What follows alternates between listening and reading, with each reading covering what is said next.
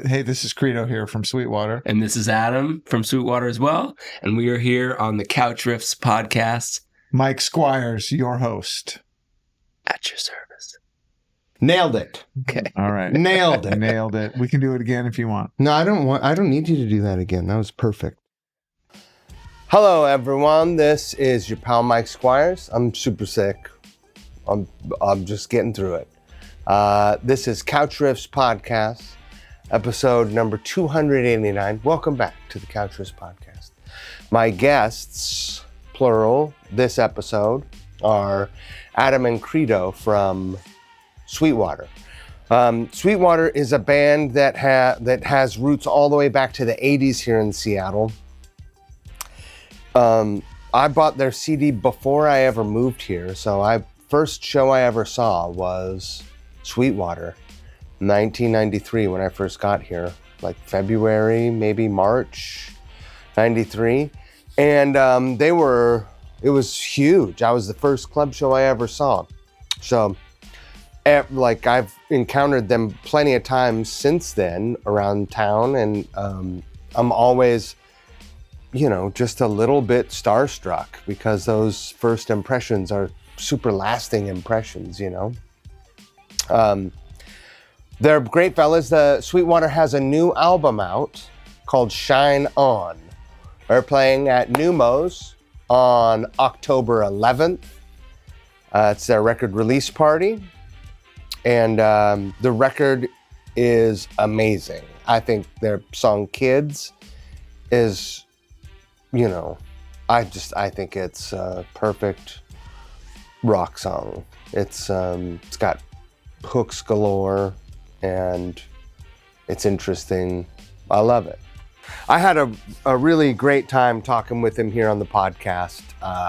Last week I got to sit in and fill in a show on bass, subbing for Cole Peterson, who couldn't do a show. And it was one of the genuine pleasures of my life. So thank you, Sweetwater, for having me. I hope you enjoy this episode. Go check out the new album. It's so good. What else? Don't forget the golden rule. Treat people the way you want to be treated, right? You just don't be a fucking asshole. Last but not least, if you're enjoying the Couch Riffs podcast, please accept this invitation to support us on Patreon. Patreon.com/couchriffs. That's what keeps the lights on here. That's why I can do this. I'm going to record 3 episodes next week, and I'm having stuff banked. It's a lot of hard work. For every minute that you watch, it's about 4 minutes, 5 minutes of post-production work. It's pretty crazy. So if you're enjoying, please do support Couch Riffs. I appreciate you. Thank you very much. Let's not dilly-dally. Let's get into it. Well, first of all, welcome to the Couch Riffs podcast. Thank you. Oh my God, it's such an honor to be here. It is, like I said it last night when we played a show, when I got the pleasure to sit in with you, but it is one of my life's pleasures to get to do this and to have gotten to do that last night. And how cool, literally the day after. I mean, we were just on stage 8 hours ago. Right. You just put your smoke out from the after pleasure. Yeah, the after pleasure. What a treat. And I can say this. We played the show last night. Yeah. We have never once ever played a Sweetwater without Cole. That's true. Is that right? And you know what? You fucking killed it. Oh. Number one, you killed it. Number two, you fit right in culturally, personally, emotionally. And that's a gift. That is a rare gift. I was worried about it, quite frankly. And I have no worries. It was smooth sailing, 100% good. I see a future with 2 double bass players. Ooh, double bass. It's kind of like guitars, yeah. Grateful Dead, but bass. Yeah, but bass, yeah. One lead bass. Are you going to be lead bass or rhythm bass? Lead for sure. Bass, yeah. Well, yeah, we do harmonies, kind of like a Thin Lizzy, but on bass. Totally. It's amazing, you know, because we are weird. Even if you ask Chris, our drummer, we're kind of a weird, unique family because I've known Adam since second grade. Mm-hmm. I've known Cole since third grade, and you know we've known Friel since high school, and to be able to fit into that with like not even a bump is magic. So it's a testament to your badassery. Well, we did a lot of talking in the truck last night. I missed that. I was kind of jealous. You missed a lot of interesting. And you know, I think that the way I grew up lends itself to my social skills. Yes. But we're not here to talk about me. Yeah, tell us about it. We're not here to talk about me. No. I do want to say, and I'll begin and end with me here. Yeah. Your band plays such an integral, like a pivotal role in my rock development in just life and in Seattle because, you know, I read... You are the only person who's ever said that to us in the history of our lives. I was telling my 20s are now worth it. Right, that whole decade is now worth it. Purpose. Yeah. Yes. I was telling Credo this last night. In my home, a lot of hot items showed up. They just sort of flowed through. Right. And I would sort of get all these cassette, like whatever, you know, there's a lot of nefarious activity I see. in So my things home. would come and go, easy come, easy go. Yeah. And I would end up with a lot of these, not because I took them, but just because they get pawned off on me. Here, you might like this. Yeah. It's weird. And a lot of them would be these cassettes. And I got this cassette, and it came in one of those cases, you know, with all the, you'd have a box of whatever. Yeah. Oh, yeah. I know. And there was brown. Exactly. There was like a mixtape in it. And it just had band names on it. And I didn't know what bands were what. I didn't know what was anything, but there was, it said Big Black, Malfunction. Nice. SGM. Okay. Yeah. And so, you know, much later, I figured out what bands were what bands because I lived in the boonies. Right. Okay, so that's the edge of the edge of, right? I mean, this is right. Yeah. So set that aside. Okay, where you set live. that story aside. Okay. Here, it lives over here. Yeah. Okay. When I was in the Marines, I had already been reading the Rocket magazine. I loved much of the Seattle music. Some of the noisier punk rock stuff, I wasn't ready for it. But at Tower Records, anywhere in the country in 1991, 92, there was a Seattle section in this. Wow. And I found the Sweetwater CD there and I bought it. This is before I moved here. Yeah. And when I moved here, I had listened to that first record 1,000 times. Wow. Like I was a fan. And it was not only the first show that I saw when I moved to Seattle, but it was the first club show I ever saw. Oh my God, that must have been And it was monumental to me. And I was telling Credo, because I was such a dipshit dork now, but especially when I first got here, that I was like, I'm in the scene. I'm a part of the scene now. I'm here. Yeah. I'm basically in Soundgarden now. Right. Yeah. I have a bowling shirt. I mean, cool. Exactly. I'll say one thing about that because it's not crazy to think that. And, you know, my first show was, and, you know, Rich and I have talked about this, was the Dead Kennedys. And I was like 14. We went together, snuck out of the house and walked there. And somehow, I don't even know how we got there. But anyway, that feeling of being in the crowd, you know, slam dancing and stuff, you are part of it. And it felt like that. It felt like, it didn't feel like I was in the band, but it was like, I'm part of something. This is something that's not, I'm not just watching this on TV. Like I'm in it. And so I don't think that's that's part of the magic of what was happening then, is everybody was a part of it. Everywhere you went, the clubs were full. Yeah. Right? Yeah. And it was like intense to be watching a band and you know, because I mean, we did both sides, like played shows, that was great, but it was also fucking great to be right there watching the band so close, and that was an intense experience. Yeah. So yeah, it's not. I mean, anyway, I'm just saying, like, you're You're not alone. wrong. You're not. Yeah. That's a real feeling. Okay, enough about how important the band is to me. Keep going. And how I interrupted. I It's like interrupted. the greatest. It's just, can you say more Sorry. about that more and more? Yeah, because more. I'm gonna- But I I need ammo for later Yeah, when the night falls. So And you the guys night have is a very had- dark time for me. You guys have known each other virtually your whole lives. Yeah. Yeah. Yes. Yeah. Yeah. I mean, especially when 13, 14, that is like in my mind, the time when rock and music in general, not just rock, whatever music you're into, that's when it connects with you in a very deep way. And whatever your experiences there, I think carries on. And so we knew each other from those times. From those times. Right. Yeah. Yeah. I mean, and I met Adam in second grade on the bus back from Camp Orkyla. True. And I asked him at that time, if his girlfriend was number one. Yes. And I didn't know he did not know what that meant. No, I had no idea what that meant, but of course I didn't want to, let that on. So he said yes. Yeah. I said, yeah. Yeah, of course. And I had no is number one. girlfriend. Why would I not ask him if his girlfriend was number one? But that was when we met. Yeah, that was literally. In second grade. And then I went to grade school with Cole.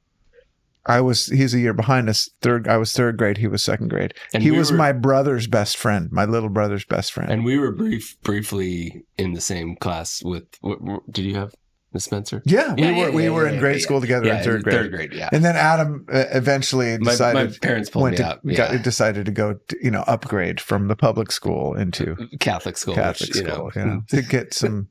He was already singing choir then. Right. He was already singing back then. Yeah, that is true. And I did. My mom did pull me out because they had a no rules day at McGillivray. At McGillivray, yeah, our school. And it was trying what to does teach. that mean? It was. It's like the purge for grade schoolers. Like the purge for grade schoolers. Yeah, no rules. You could throw your paper everywhere. Yeah. You could chew gum. I mean, people did. It was. These are feral second graders. Yeah. Like this is not third graders. Yeah. I mean, it was over the top. No, desks were put up like barricades and scissors were thrown. Yeah. I mean, it was amazing. So they're trying to teach you a lesson. Yeah, it was just like, this is why rules matter. Because if we take them away, Because look at what happened to Billy's eye. Yeah. Yes. Yeah. Exactly. Johnny needs a new lung. The consequences are a little too high for. I think there's different ways to teach that.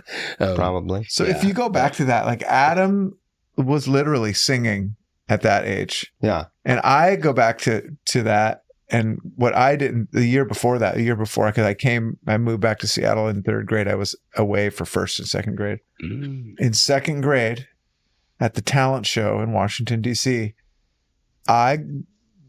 this is the seminal moment for me. I got up and danced, unrehearsed, to Frankenstein by Johnny Winter in front of the whole second grade and all the parents. And that was my talent. Hey, I could just get up in front of people and dance around. That's a pretty great song to dance. Right? And I just remember the sea of second grade moms looking at me and going like, what is that? What the hell? What the hell's going on? The future is dark for this one. Yes, exactly. Yeah. So we've been doing this kind of stuff for a while. Right. Yeah. Well, I mean, performative. My singing was, so I was in the boys choir, this is like when I was 10 or whatever, Northwest Boys Choir, and loving it. But then my mom said, it's too expensive. You got to quit. $44 a month, I remember, because back then that was a lot of money back then. It was like $244,000 now. Yeah, and she's like, sorry, so she found, thank God for her, she found a free option, which was the church. And so it was the First Methodist Church downtown, which I don't know if you know that place. It's the huge dome on 5th and something. I don't know anything. Yeah. Anyway, it's this big domed area now it's like it's not a church anymore. No, it's like they have like Teatro Zanzani perform there. It's town hall now. Yeah. You probably know where it is. It's 5th Avenue and Madison-ish. But anyway, and it seats like 300 people or something like that. So I would, every Sunday, we'd practice like twice a week, which is kind of a lot for a kid, right? And then Sunday I'd get up and sing like solo or a duet in front of 300 people, no mic, just up there, and no, I was never nervous. Right. I didn't even consider being nervous. it was, I mean, which is now, of course, I'd be totally nervous, but you know, when you're 10 and I just love singing so much, it was just like, oh, let's go. Right. Thank God. It's so fun. Well, Credo, when did you pick up an instrument? My parents bought me a Hohner Les Paul guitar. Yeah. In 6th grade at the music store in University Village next to the Village Lanes, the bowling thing. Yeah. Which is no longer there. R.I.P. Yeah. And we used to go, my brothers and I used to go to the lanes and like, you know, we figure out how to like, if you take a quarter and you get some fishing line, you can get Slug. you can get some extra video games in and that kind of stuff. So my parents bought that for me in 6th grade. That's what I wanted. And a Fender Harvard amplifier. Mm-mm. And a fuzz pedal that didn't have a foot switch. It had a little, you couldn't turn it on with your foot. It had an on or off button. Oh, so you got to commit. Yeah, you got like, I'm committing to fuzz. Full fuzz. It was and I think it was a Hohner fuzz pedal too. Mm-hmm. Had a little black sliding button. Always on. On or off, you know? Off or off the hook. Yeah. And I didn't take any lessons. I had tried to learn saxophone before that. And because my dad played trombone. I have a record of my dad. I have a vinyl of my dad that he made in Iowa when he was in a music contest in like the 50s. Whoa. And they recorded straight to vinyl.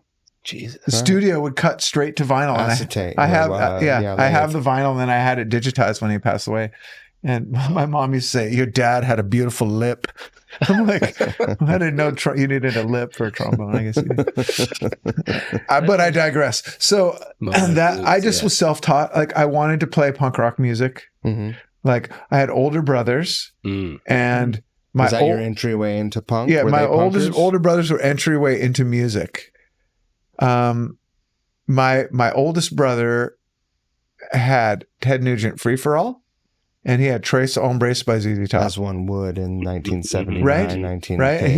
He was like 3 years older than my next older brother, and so, and I mean, those guys, they were in high school. They listened to music all the time. Mm-hmm. So it's like, oh, when in doubt, I whip it out. I got me a rock and roll band, and then on the cover of the nude with that, it's like so badass. And then ZZ Top, Trace Hombres, and Tejas.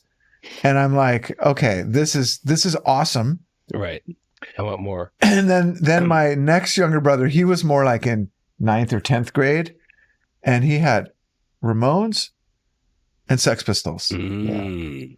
And that actually blew it wide open for me. Because my older brother was a little bit, he was gone by then. And I had exposure to the Nuge, and I love that stuff. But then I remember sitting on a shag carpet that kind of had this orange, and the Sex Pistols and the Ramones, and it was like, okay, I'm in 6th grade. I want a guitar. Well, I want the guitar that the guy in the Sex Pistols have. Oh, that's a Les Paul. I want that. Those performances are more immediately accessible and. Like you can connect to them probably more easily because they're simpler. And that intro to the marching intro, it's exciting. And then it's like, okay, and I just was like, I want to learn punk rock, and I just was in, 100% in, and like, I mean, I was always into music. I remember hosting like in 6th grade, like at the Spring Fling, like the school concert, the school, whatever, like the school festival. I had like hosted like a rock and roll booth, like where you could come and listen to your song. And I wore like my brother's Budweiser knit baseball hat with the cans that are knit together. Like, well, I'm doing that in 6th grade. Like I was destined to be somehow involved in rock and roll. Yes. So, and I played my first show in front of people besides at school, at the Metropolis, and I was 14. Wow. Yeah, Skank Puppies. Right? And that's, pretty good name. I mean, yeah, really Skank Puppies. And I met Chris. I met Chris Bernhardt. Oh yeah. And we played in his parents' basement from the Rocket. And then somehow Chris Quinn got involved there too. Right. I feel like And it's part of that was Skank Puppies. And I played bass, and Chris Quinn played guitar, and Chris Bernhardt played drums. And we played open for like Raw Power, and we played at the Gray Door. We played at Metropolis, and then when Guerrilla Gardens opened, we played there for like the Offenders. And I mean, like, I'm 14 years old. Right.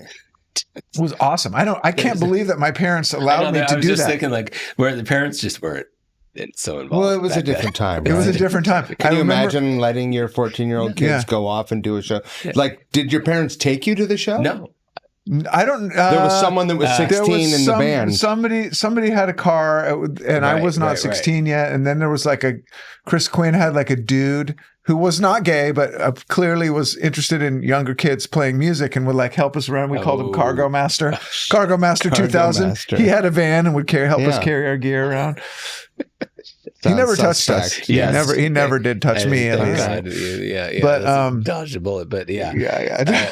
I know. Yeah, there's no oversight. I mean, you go down to the club, and I remember the first time I went to Guerrilla Gardens, and I saw like a girl with like, she was looking at something on her shoulder, and there was a little white rat that was just. It's so rad, yeah. It's like straight out of fucking suburbia. Yeah. Right. And it was like, okay. So I'm like a privileged white kid, but I'm like, fuck that. I want to go. I mean, I remember sneaking out of my house. First show at the Metropolis was, I can't remember, maybe it wasn't Bad Brains. It was like Void or somebody like that. Wow. And having somebody buy me a bottle of Thunderbird. Oh. Right. That was definitely a thing. Yeah, that was a thing. Nice. And just like, all in.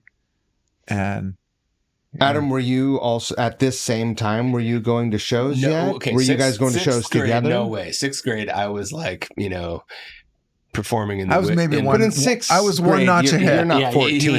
I was 14 and 8th and 7th and 8th grade. This is 7th and 8th grade for me. I was a year or two ahead of these guys, not in age, but in like. Right. I'm out there doing it. Exactly. And my parent. Remember when the Clash and the Who played? Yes. At the Kingdom. Yeah. Yes. That was maybe a little bit later. And this is the kind of family I grew up in. My mom was like, please, please, please, I will pay for you to go to that concert. Like, and I'll drive you there. Please go to that concert.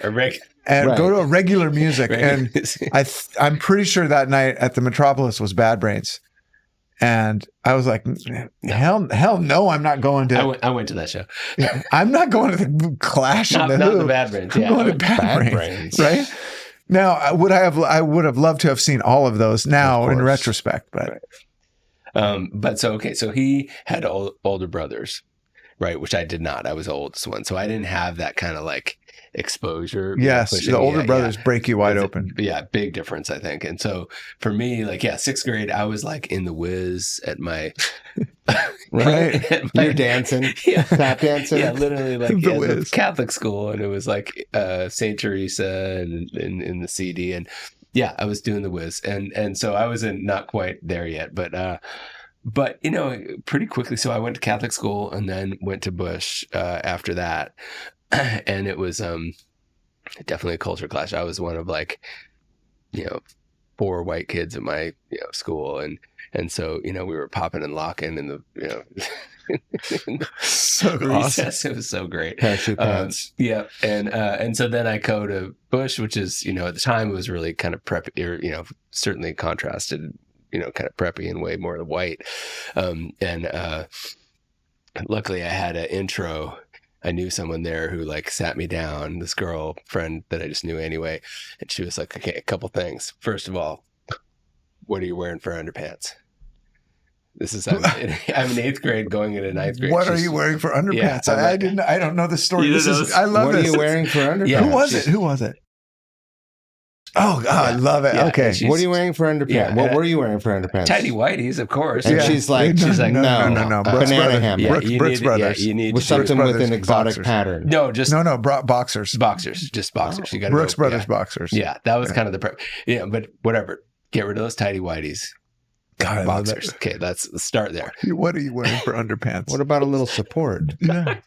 I know. Now I've been, she was just trying to make it so when I go in the locker room, Right. you're I'm accepted. okay. Yes. Look, I mean, how great I want was to know, that? how does she know what all the boys are wearing? That is a really good question. I mean, I She has think no that brothers. that's her personality. She That just was her- knows. She She may knows. have She beat was- her name out in the Yeah. earlier part of the conversation. believe it. But no, she knows. She was looking out for me, and thank God. Anyway, so I what was my point? It's like I go to Bush. Culture shock. Culture shock. Yeah. Culture shock. I go to Bush, and music wise, so I'm listening to Michael Jackson, to Sugar Hill Gang. Like we would the old school people would flip the record.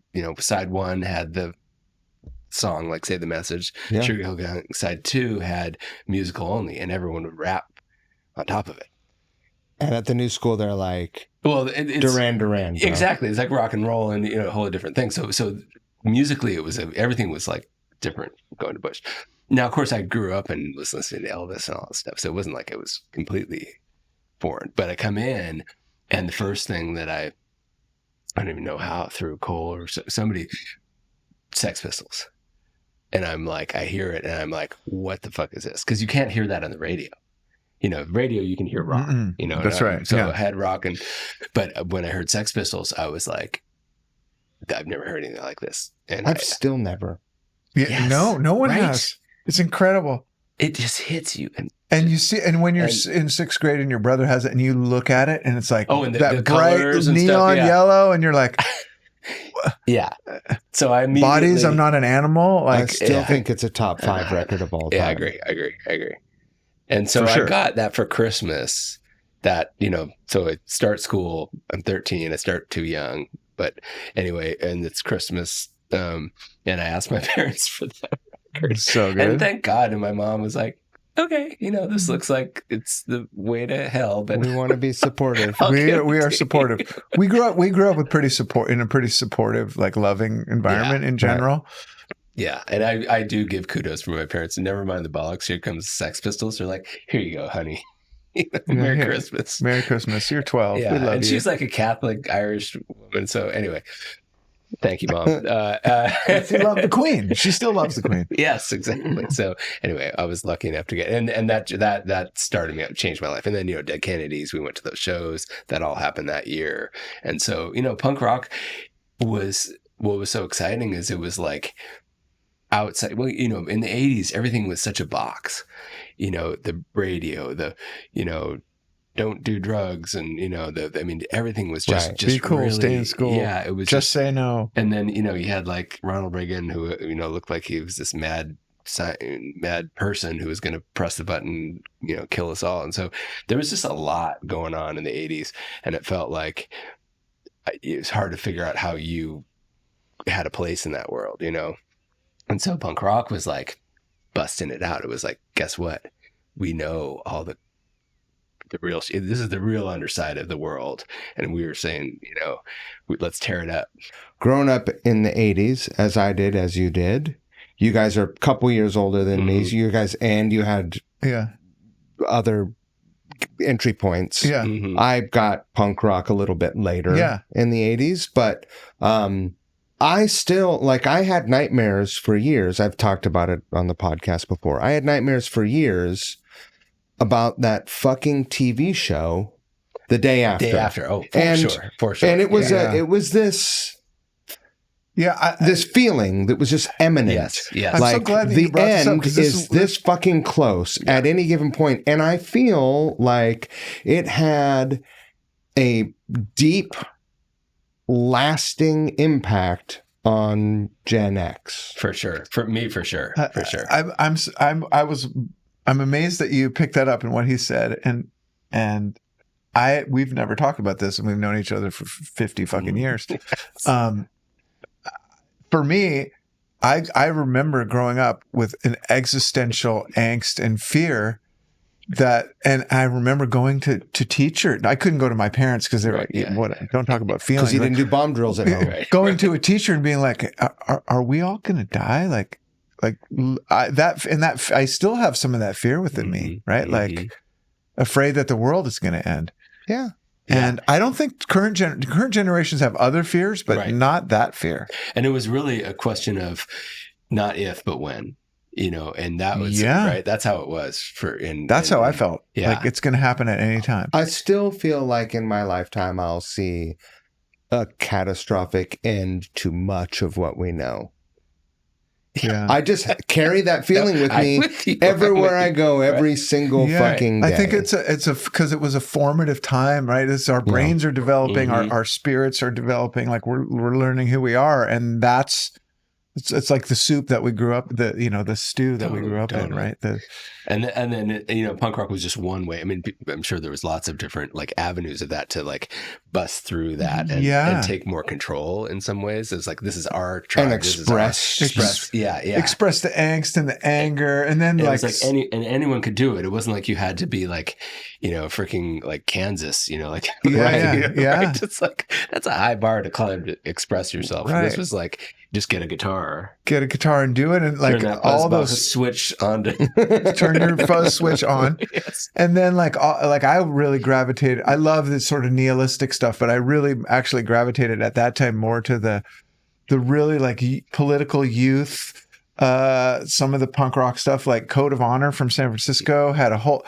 This is exactly what they were talking about. Like smash it up. We know, like kids are dying, people are starving.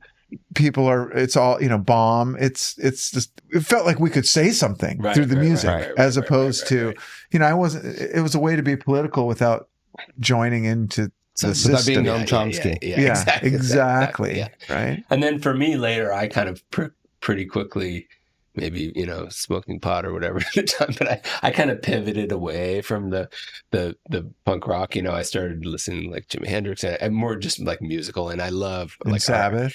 Sabbath. I remember in high school you loved Sabbath. Yeah, love Sabbath.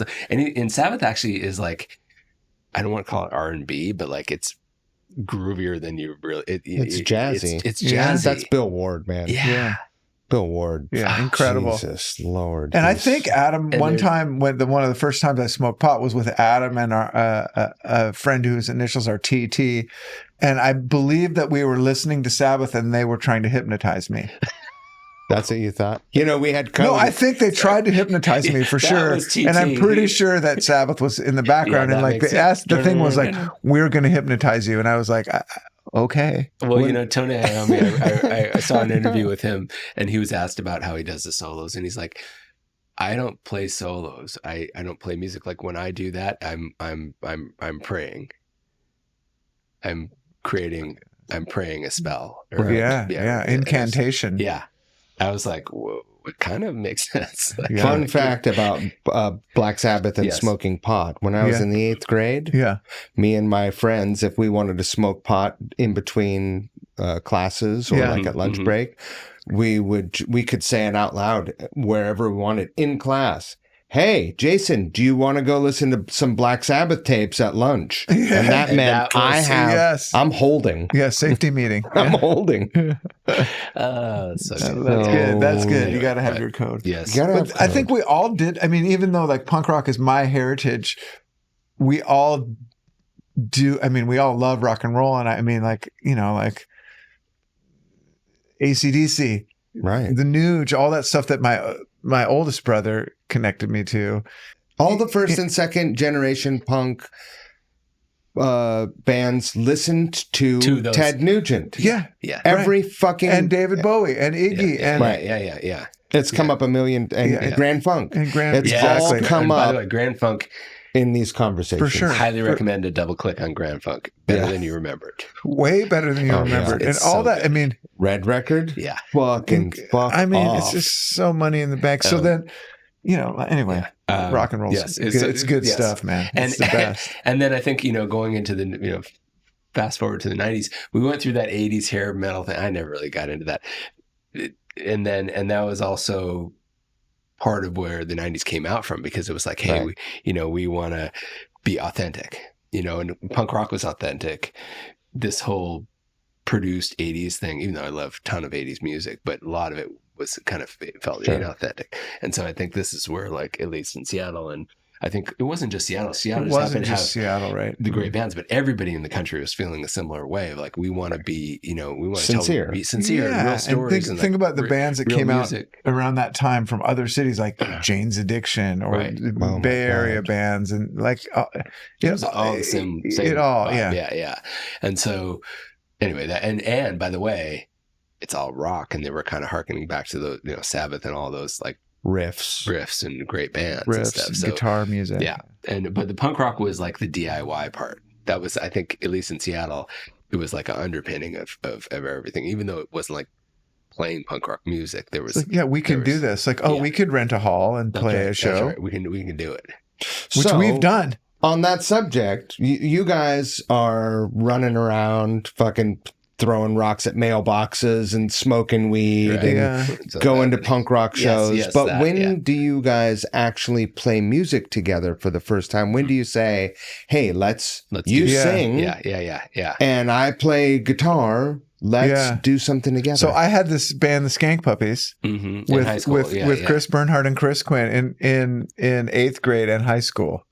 And like I said, we played Grey Door, Metropolis, Guerrilla Gardens, opening for punk bands like one of my favorites, The Offenders and Raw Power, and this crazy. Like, how is this even possible? I know. So so he was kind of big time, but and then big time, and then Adam. Well, okay, So that's what I was doing. And that was kind of like in 8th grade, 9th grade, 10th grade, high school. Like I'm like doing it. And so Cole. And Paul Euler, who was our first drummer, and me had a band together with this other guy, Jeremy Rudo, who was like the best guitar player in the school. Shredder. Yeah, Shredder. He could play like with his teeth and stuff. That's always that's a party trick that impresses most people. Yeah. But anyway, so and we had a band, and we would go up to. So Jeremy lived really close to the school, like just right above the hill, and his parents let us like play there. So we would go whenever we could, weekends, but also during school, breaks, and we'd play all the time. And we mostly played covers, but then started writing our own music. First song I wrote was Where's My Baby? It goes, where's my baby? Where did she go? Where's my baby? I don't know. Yeah. I mean, hey. It's a good start. That's a great start. Yeah. And right. It's an existential. Sounds like a Who song. Yeah. Right. It's an existential theme. Where's my baby? Where's my baby? Yeah. I thought I wanted to be free. Anyway, it goes on. Yeah. So where's my baby? And then they were like, oh, okay, let's try that. And so then we started writing more songs. They weren't that great, but at least we were writing. And then we played a show at Guerrilla Gardens, and we called ourselves The Experience, and played like 3 Jimi Hendrix covers. And then someone came up and said, we overheard the booker saying, oh yeah, okay, we got, this band, that, and we got Jimi Hendrix cover band. And we were like, what? We're not a Jimi Hendrix cover band. Right. Even though we play Jimi Hendrix song and we're called The Experience. Yes, we play All Along the Watchtower and pretty much everything from that first record. But how dare you? The first time we actually played together, though, was at a cast party. For a play, a cast party for a play, because Adam was always in place. And Experience played in Jeremy Rudo's house. Okay. I think it was in 10th grade. That makes sense. And there's me, like not in that band, but I had my other band, but we wouldn't play it at this that party. Was, I think, at my dad's house, but anyway, it might have been your dad's house. And so I'm trying to imagine 10th grade version of you too. And so it's really similar. Trust me. I just remember them playing, and I got a wooden spoon. Yeah. And a microphone. I got onto the stage. I just jumped onto the stage, commanded the stage with my wooden spoon. Yes. And then aced out whoever was there, and I made the band basically play Louie Louie. And I sang Louie Louie with the spoon. The spoon was somehow the theme. Like, I got my motherfucking wooden spoon, Louie Louie. Yeah. I don't know. Yeah. Louie and Louie brought down the house. I mean, was it the Kingsman? Was it the Kingsman version, or was it the Black Flag version? No, it was or the Kingsman the version. Motorhead version. It was the Kingsman version. Yeah, just the plain. Yeah, and then for whatever reason, the spoon was my entry into Right. It was it was like your talisman. It was like a talisman that could get me on the stage. This is the key that I will give to the stage Louie masters. Louie might be the most covered song of all time. It should be. It's so great. How good is it? Yeah. Well, I'll put a little fact check thing. Well, Right. I mean, the fact that he could just call out to the band, it's not like we were pros. Right. Louie Louie. Louie, and they're like, okay, we got this. We got this one. Blues and C, try to keep up. Yeah, exactly. So that that's was the first time we ever played together. Yes. That's the first time we shared a stage. And then later, Paul and Cole started SGM. Right. And Tap then, the Keg. Yes. And then we were on the same basketball team. And Skank Puppies was like playing shows, and then they had SGM, and somehow we combined forces in like 11th grade. And I don't know exactly how we combined forces. I think that was when I was on that. So I went on a 3-month trip. You were living gone in a tent in North Africa and freaking like the Rhone Valley, basically, parts of southern France, and on a bicycle. So it was like every day we would bike 60 kilometers. Whoa. Yeah, that's right. Spring of 11th grade. So this is spring 85. Some notes to compare. This is spring 85. Yeah. Is when somehow SGM, because I was out of there, and then these guys kind of You come back and the landscape has changed. Yeah, they had Cole and Paul had Spoon Man. Wooden Spoon Man. Yeah, I somehow Cole and Paul made a demo tape called Unwanted Lips with the song Runaway Boner on it. Got a runaway boner, don't know what to do, got a runaway boner going straight for you. And it's kind of a twist on Where's My Baby, but I think a little bit more rapey. Yeah. And so somehow they rode that same indie wave that kind of the Skank Puppies did, but then I don't know, somehow Chris Quinn and I and Bernhardt, that kind of was fizzling. And we didn't have a singer because my brother Henry was a singer for a while. And he didn't want to do it anymore. We made a tape, but nothing happened. And then I was like, well, I gotta use this talent. Sweet Charvel guitar that I have. Well, maybe it's still the Hohner. I can't remember.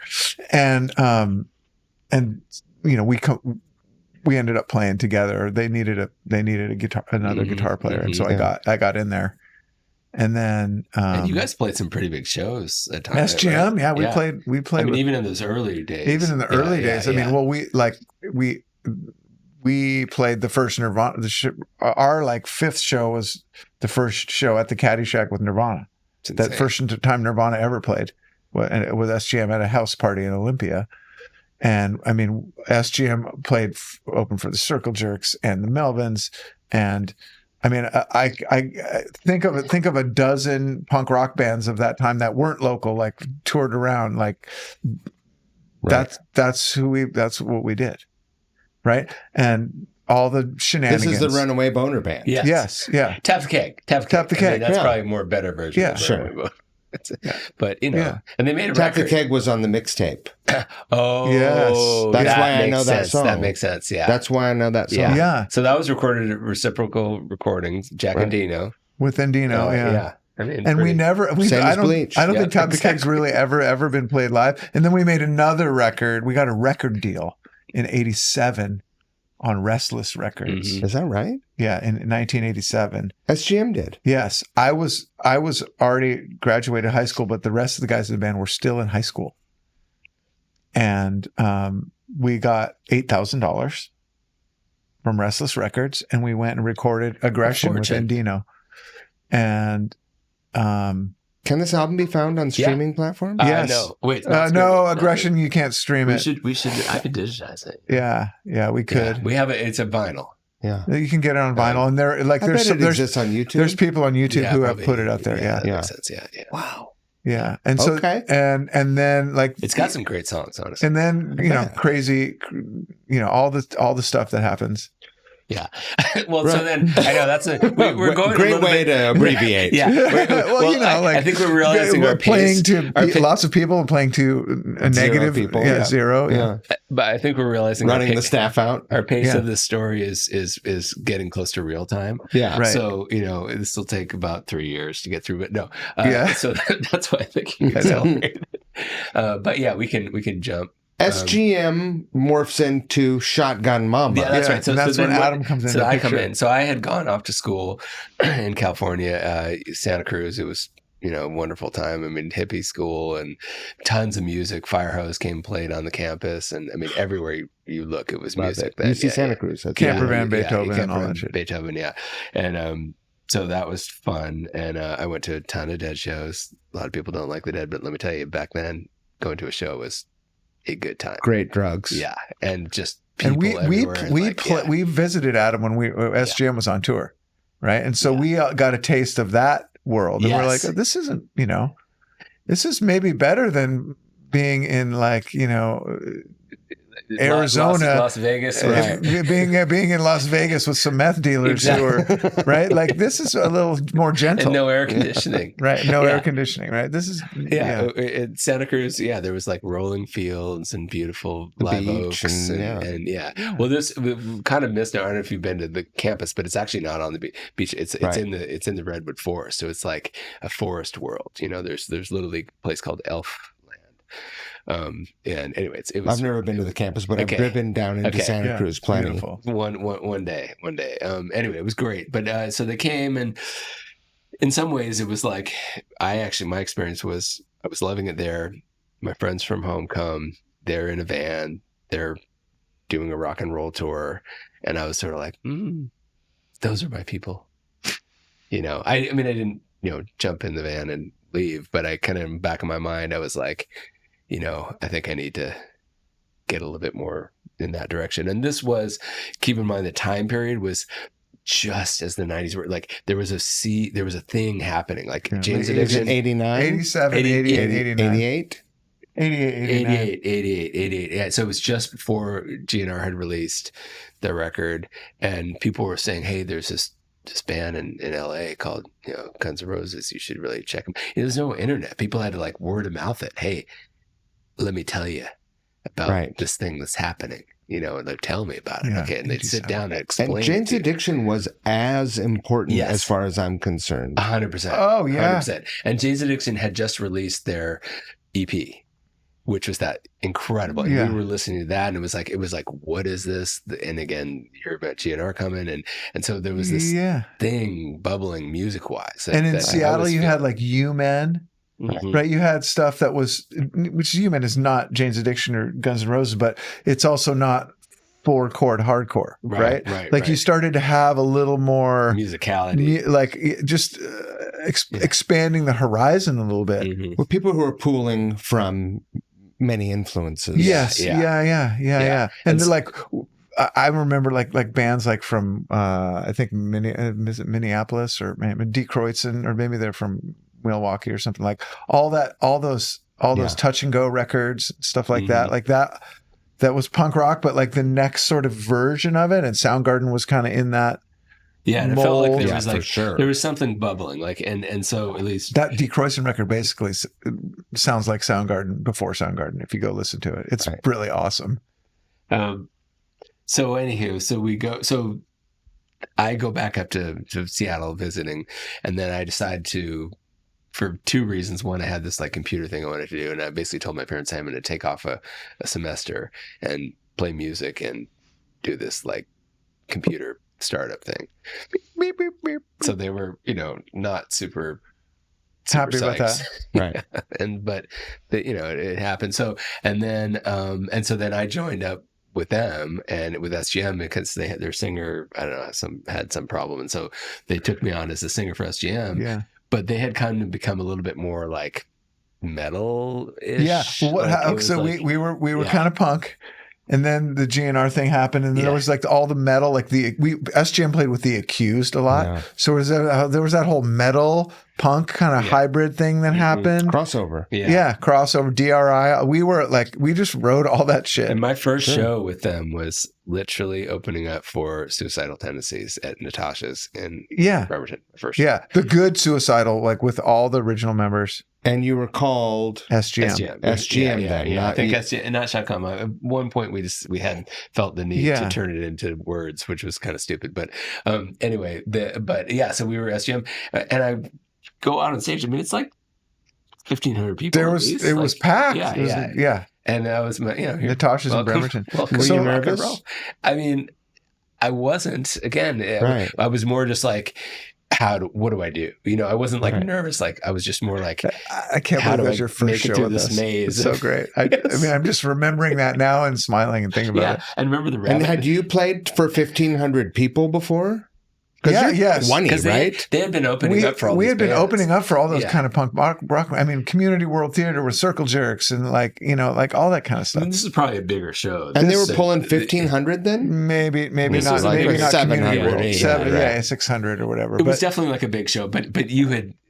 I mean, they're used to playing. Maybe that was our biggest show ever, but maybe not. Like it was big. Yeah, for me, the last thing I'd done was like a school dance. It was like a little different. So how and very much so. And so all these influences are just always in there, right? And so we had a singer, Mike Loser, for SGM, and then we got great name Kirk, who went to college. Yeah. Then we got Kirk Verhey from Mace. Mm-hmm. Oh.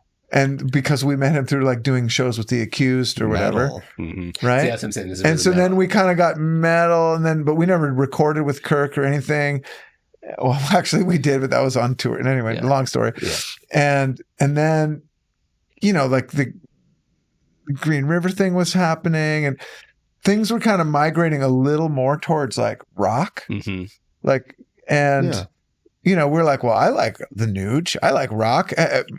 For Those About to Rock by AC/DC, that's a kick-ass song. TNT, and we just kind of started migrating more into that, and we've always loved pop music too. And but it was a little stew. I would say that we didn't really know what our direction. It was like SGM before had a sound. It was good, and they made a cool record. And then we're doing this migration to this metal thing, and I think we were a little bit lost. We didn't really want to be metal. Yeah, we didn't really want it, and Chris Quinn really wanted to be metal. Yes, and so it was just a hodgepodge, really, to be honest. And for me, I never really liked that music so much. I mean, I like I like real metal, but I didn't really like that metal. Death to false metal.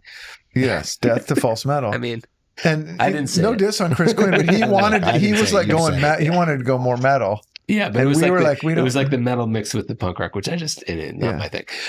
So anyway, then that kind of fizzled out basically, and a lot of things happened. Mother Love Bone was just starting there. We were watching. I mean, we opened up for them. SGM did, SGM, and we were we were too young. We were 19, so we couldn't go to the clubs where they were playing because they were always over 21.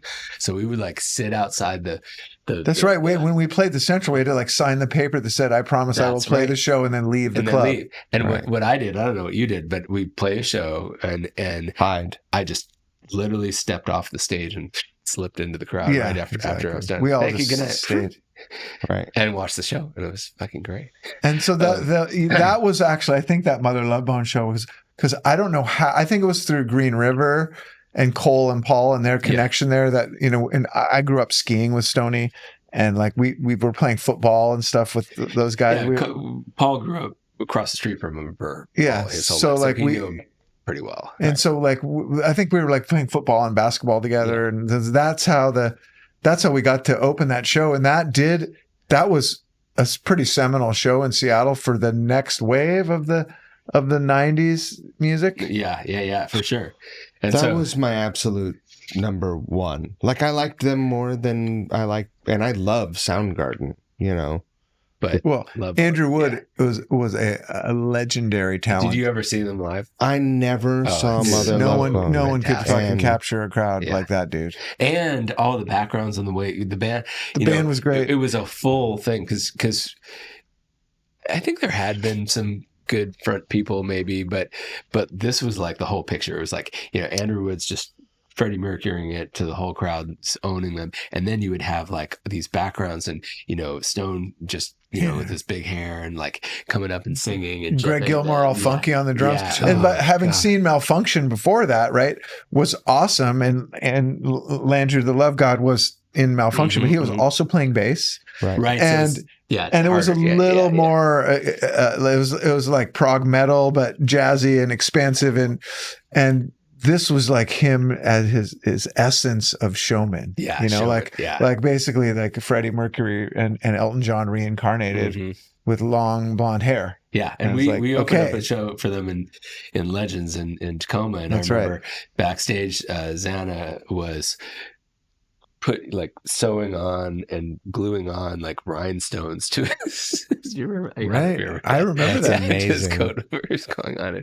Anyway, so it was so that fun. started So our this is journey highly away. influential on what happens for you guys next. Highly influential. Yeah. For me, when I saw them singing like that, when I saw and the songs were so freaking good and they had such groove, I was like, okay, this is next level. We are not there. And that's where I want to get. And so for me, that was, in fact, that actual night that I slipped into the crowd. Because again, back to your first thing, being in that crowd is a real thing. Like that was, I remember it just like today, them walking up in the lights and everything. I mean, it was really intense and awesome. Yeah. So that was sort of set the, I don't want to say a goal, but like set the motivation of like the roadmap of like, hey, here's what, because they showed, I think a lot of people in Seattle what could be done.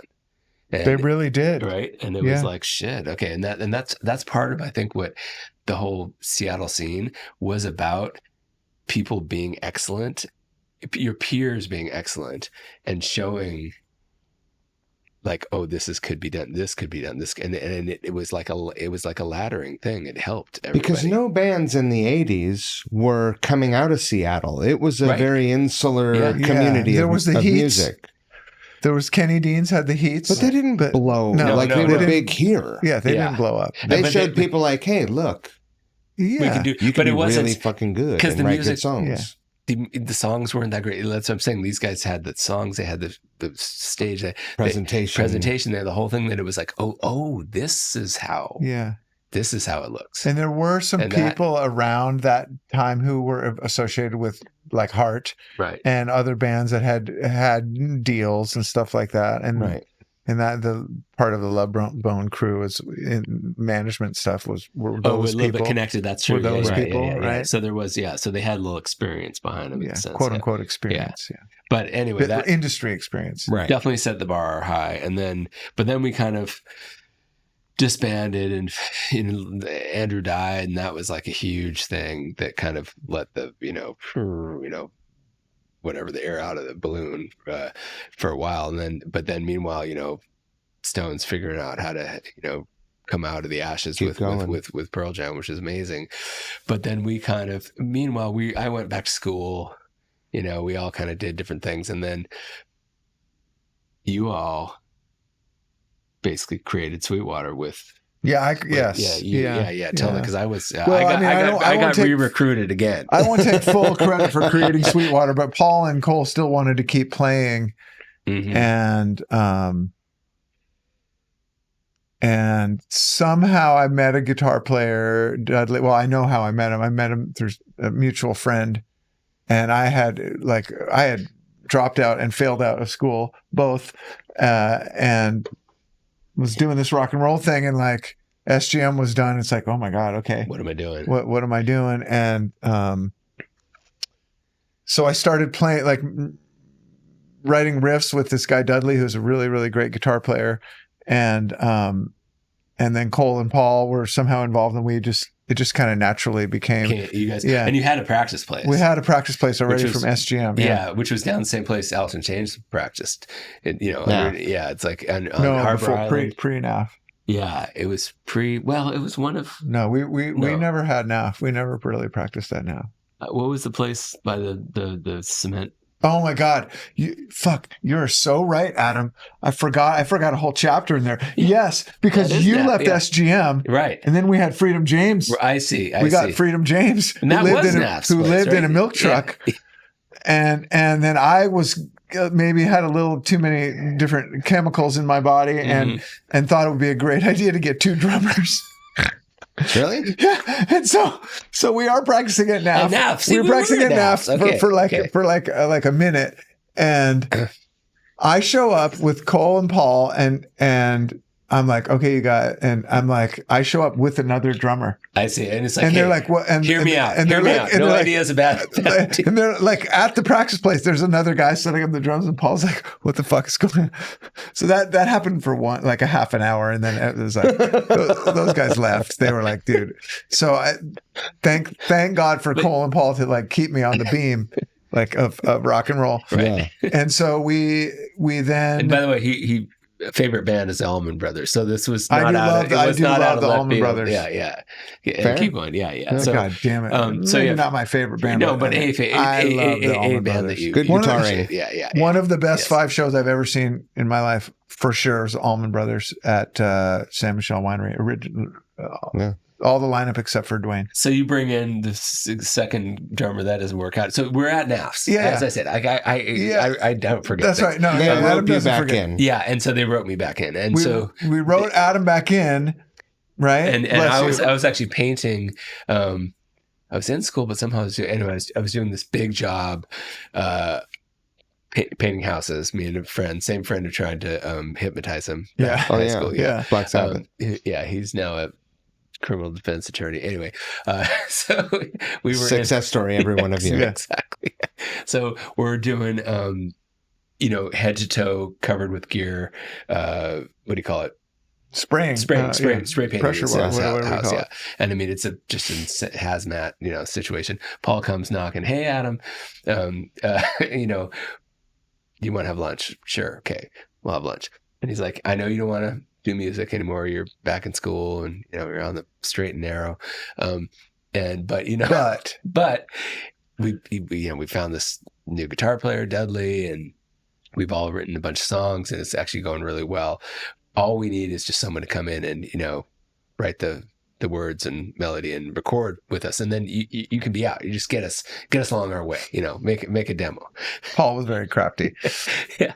Just Always has been. set us moving. And I'm like, maybe I was like, let me hear the songs. And so, I don't think he had a tape, but he was like, come to practice. So that I came to NAFs. That's what I remember. That's right. Yeah. And it was like right by the cement mixer.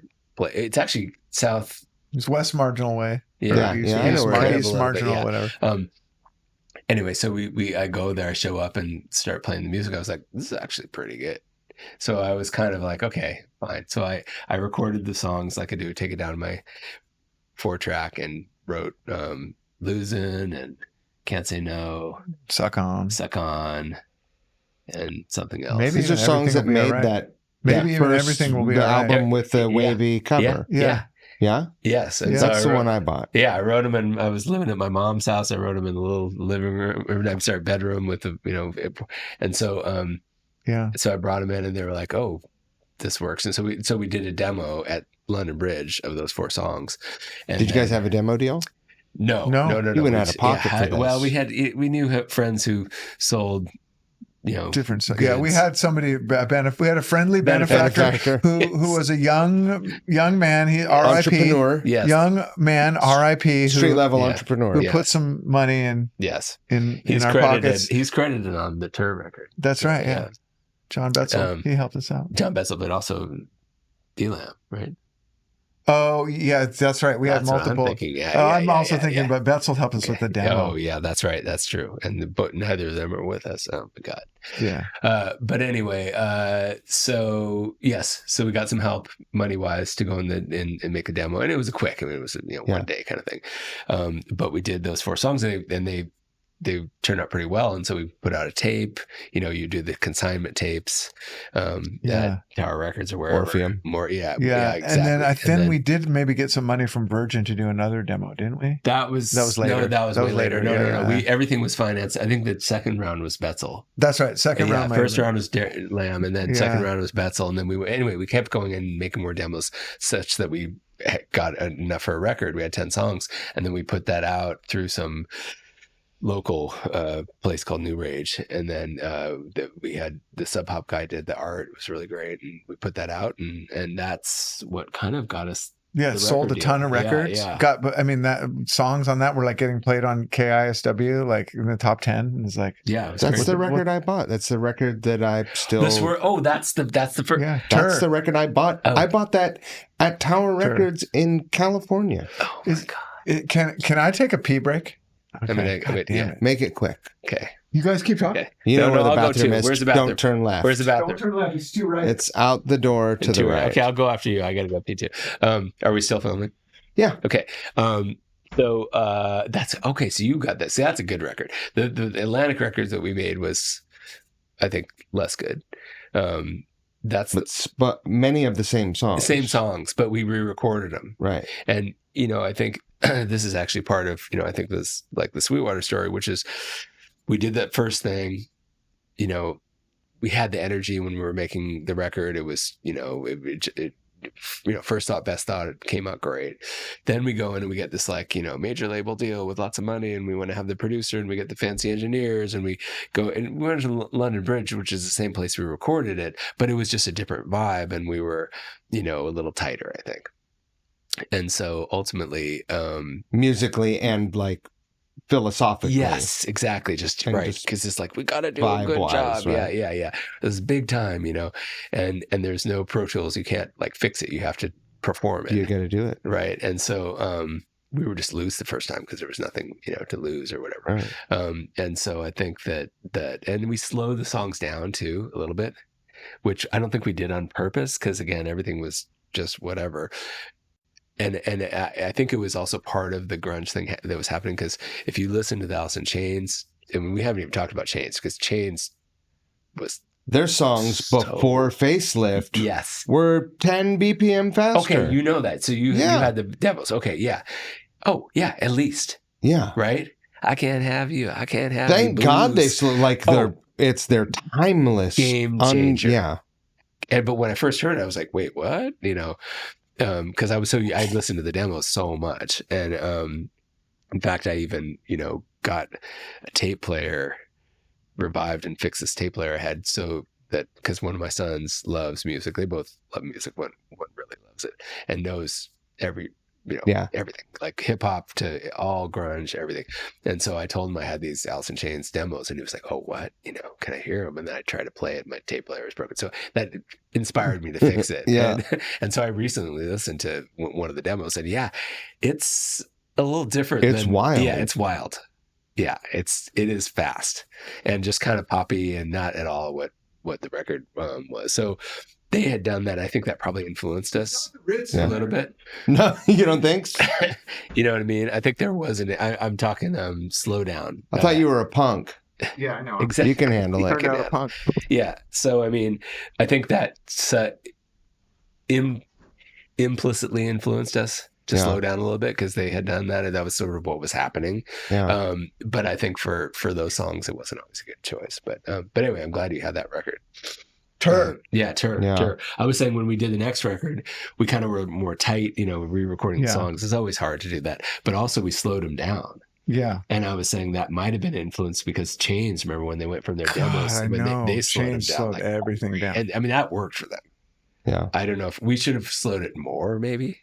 We kind of went, we weren't extreme enough. I thought that Tur record was perfect. Thank you. I think that record is great. And I almost wish we would have written more songs and not redone some of those songs, but you can't go back. You can't go of back. course. Yeah. Or we should just And we release were it. all just trying to figure it out. Yeah, we didn't know what the hell. We had no idea doing. what we were doing. Yeah. Right. Yeah. So none. And by the way, it was fun to go. Yeah. It was fun to record. I thought it was fun. Absolutely. And then it was really fun to go to England and mix. So we ended up getting dragged to England because Tim Palmer, the mixer, had a baby and he didn't want to travel. Normally he'd come to Seattle. We got to have tea with Robert Plant. Yeah. I mean, we literally... What? Yes. We had freaking tea with Robert Plant. Yeah. Really? Because You know Like what he you're said? sitting across from him at a Yes. table? yeah, literally Yes, right here. Yeah, and you know what he said That's- about Led Zeppelin? We were talking and we were like, oh, there's all these cover bands out there doing like Led Zeppelin or AC/DC, and he's like, yes, I was watching one of them the other day, and I thought to myself, we really were quite good, weren't we?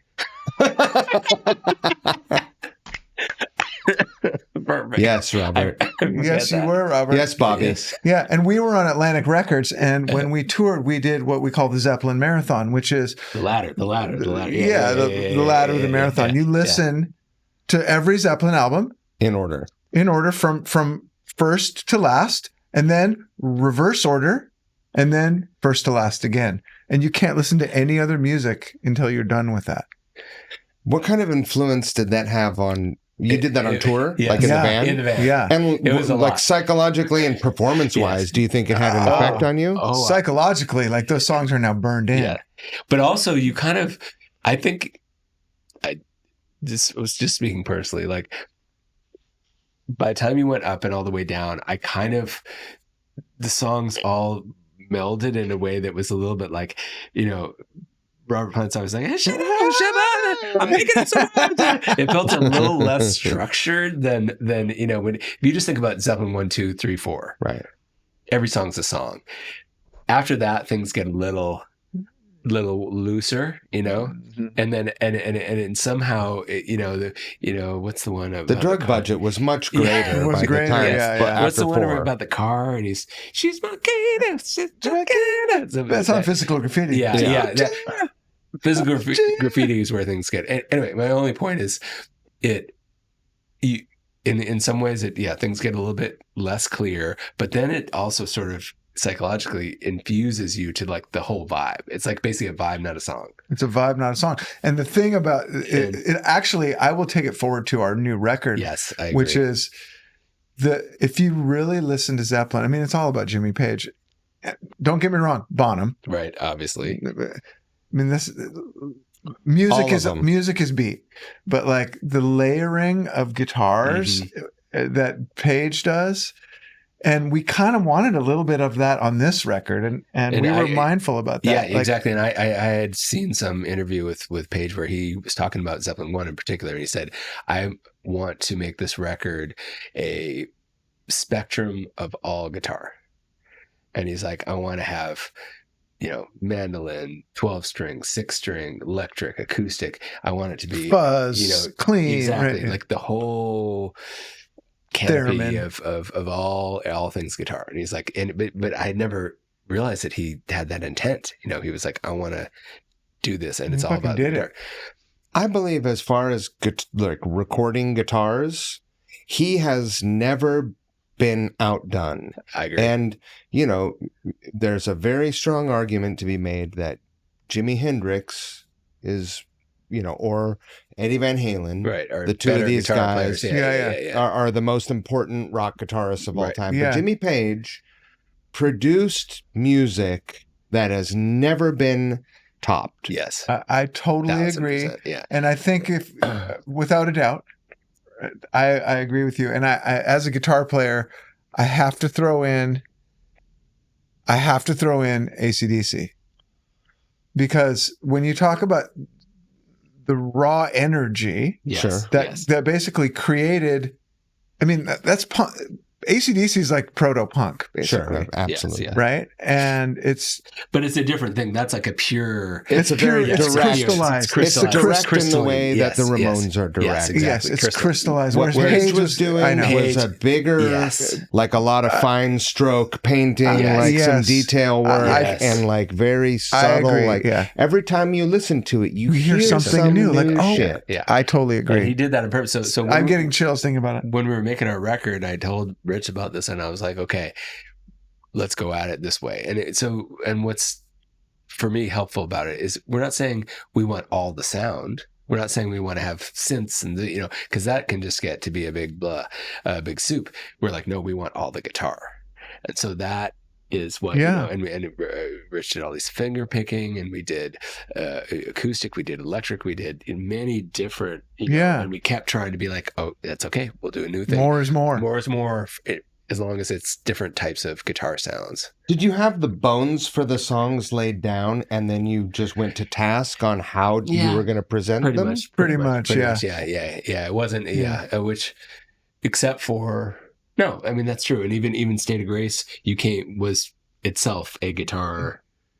It had this riff that it's like almost like a Faces kind of thing. He brought that over to the house. I was like, record that now, and put the mic in, and we actually kept those tracks. But still, it was we put that down, and then we just layered it. But that was more we layered some strings and stuff like that on top of it, the bones of that acoustic guitar.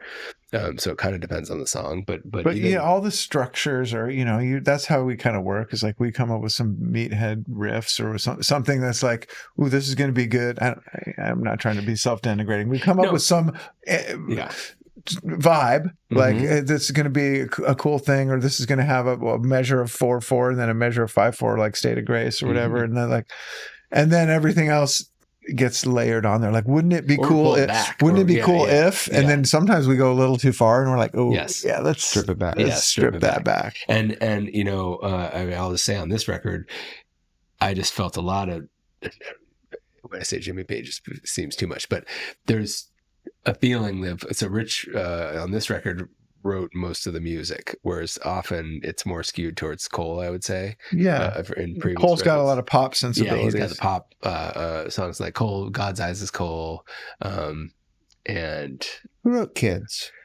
Kids was it's kind of a real collaboration. Kind of a collab. Yeah, that one was intense. Kids started off with Cole. Which is where you get the pop in there. Exactly. And it was almost like a Cars, kind of very straight song, and Chris was doing very straight kind of drumming, and it was pretty cool. But I was like, it's just too square for me, And so then, but Chris loved the song, and so he loved it, and so he kept saying like, Adam, when are you gonna work on Kids?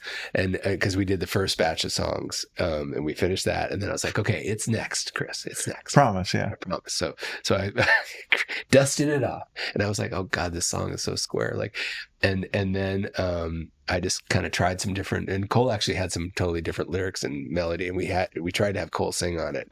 Didn't really work, and so then I was just at home messing around, and then I pulled out all the guitars and just had the bass, and then I sang that Spotlights track, and I pushed it way at the top of my range and wanted it to be kind of urgent, with this like starkness of just the bass, and I did that, and I brought these guys over, and both of them were like, now that's good music, like that.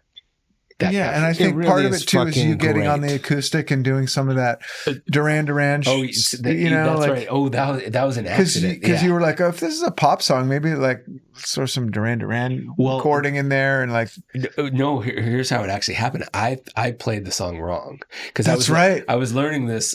That's right. Duran You played Duran it song, wrong. Ordinary World. Yeah. It was just, and if you heard the acoustic version, it's super cool. Yeah. Beautiful. Good memory, Adam. Yeah. So I was learning that on guitar, and so I was kind of into those open chords, and when I just listened to the song, Cole's version of it, and I thought it was this E to C sharp thing that was open, and so I start playing my version. It turns out, no, that's not what he played. Right? Yeah, and because I think you were listening to my guitar, because Cole's stuff is always super straight pop, like right, and then I would put some guitar over it that was actually a little different. That was layered over it, and then Adam kind of went in between, and that's right, and then had something else, and then I was singing and making up the melody to my part, and then and it was working, and then afterwards I was showing Cole, and he was like, "That's not what I was playing." That's not the song. But then we're like, let's track it, and so I put that down on the chorus, and then all of a sudden because it brings in all this sustained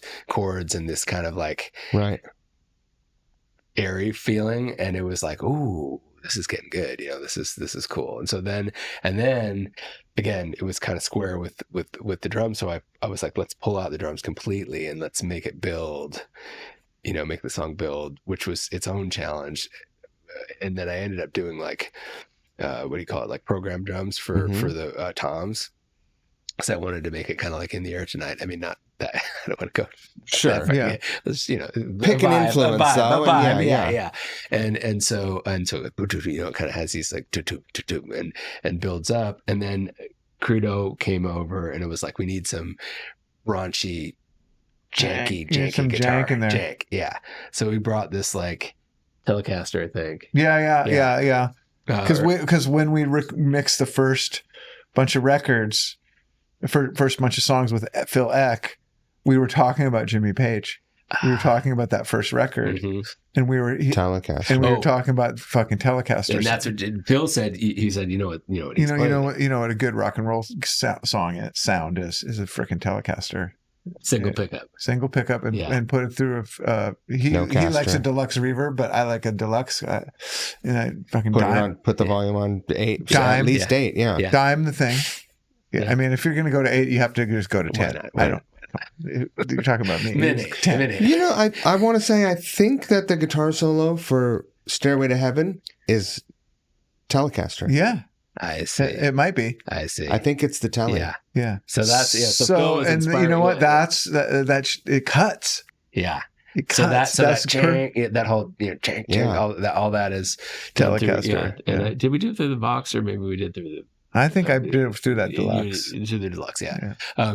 And so that was all at my studio, and I rigged up.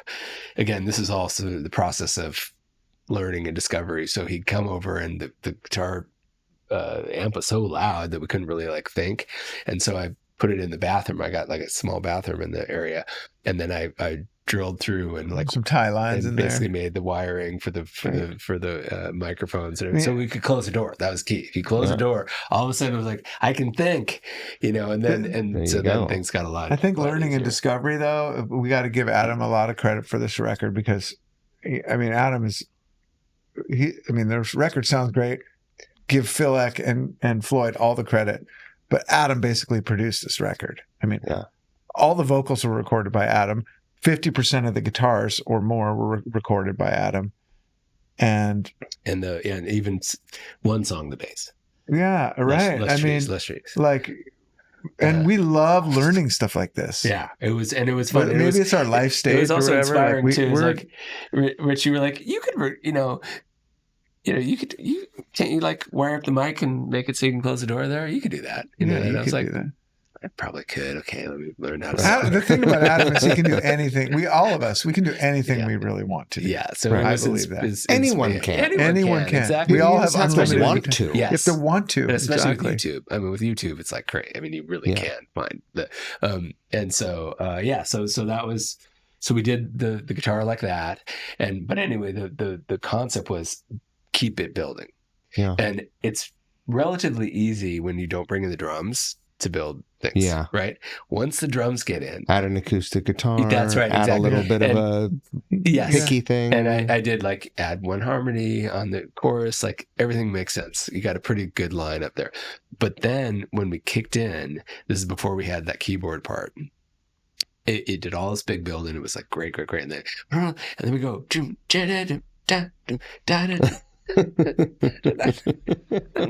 I'm not totally rocking.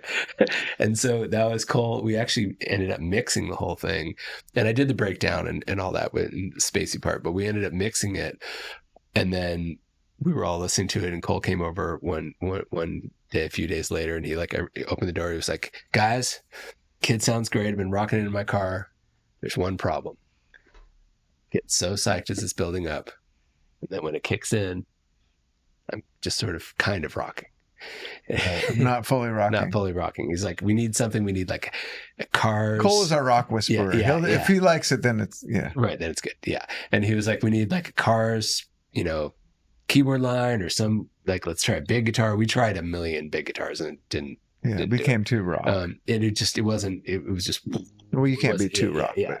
But he was like, Cars, keyboard line. I was like, okay, let me try that.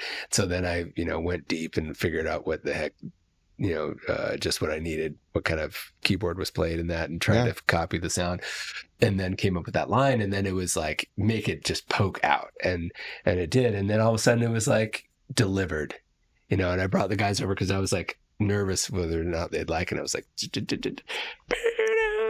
they were like, yes. So anyway, that was like an unlock for the song, because once we delivered the the rockin' part, then we can break it down, we can chorus it out, and that part was pretty easy. But yeah. Did you or did Cole write the lyrics for that song? No, I wrote the lyrics. Can you speak on the lyrics absolutely, a bit for me? So that was, I mean, there's a whole theme to this whole record, which I'll touch on very briefly.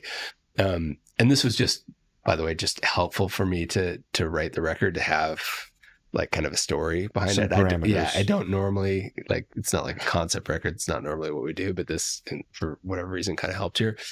And so the concept was, there's this desert cult. Creative touchstone. Which is where it kind of leads to. And so it starts off, Shine On was the first song I wrote. And that was like, it's like pandemic, you're isolated. Smoke was happening. It was very smoky. And it was like in August, first time that it happened. Fires.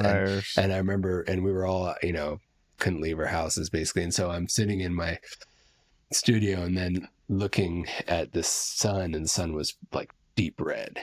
And then I remember thinking like, oh my God, like, person out there in the planet, please get me the fuck out of here, connect with me somehow. And so that send me, a message from the planet you're on, cross those light years instantly. And that was that vibe.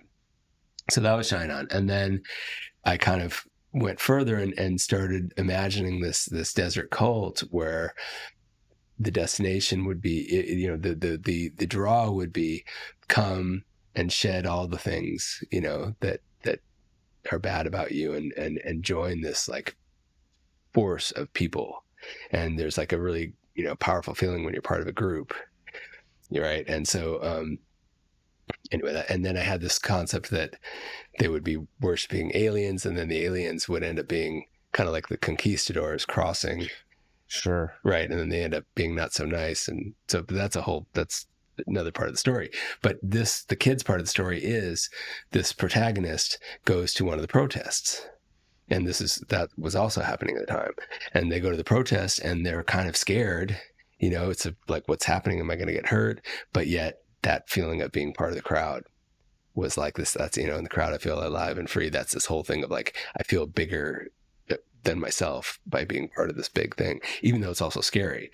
And by the way, it can be used for positive or negative, which is how the cult thing kind of, and so I wanted to write it all sensory. Like, I listen to the sound of the motorcycles. I see the shadows of the helicopters, like all sensory.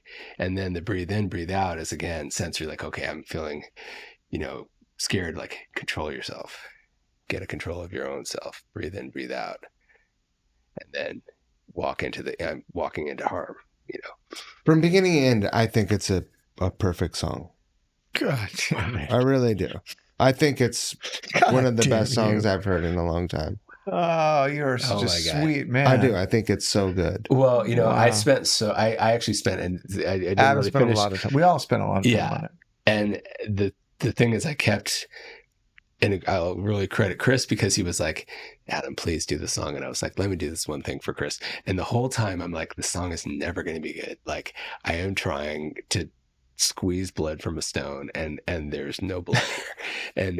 But I was like, I wouldn't stop. And then, again, I had these little moments where I was like, oh, that's pretty good. Okay, now that, and then it kept building. Thank you, Chris Friel. Yes, I know. I would not stop. And I remember my wife was like, "Are you still working on that song?"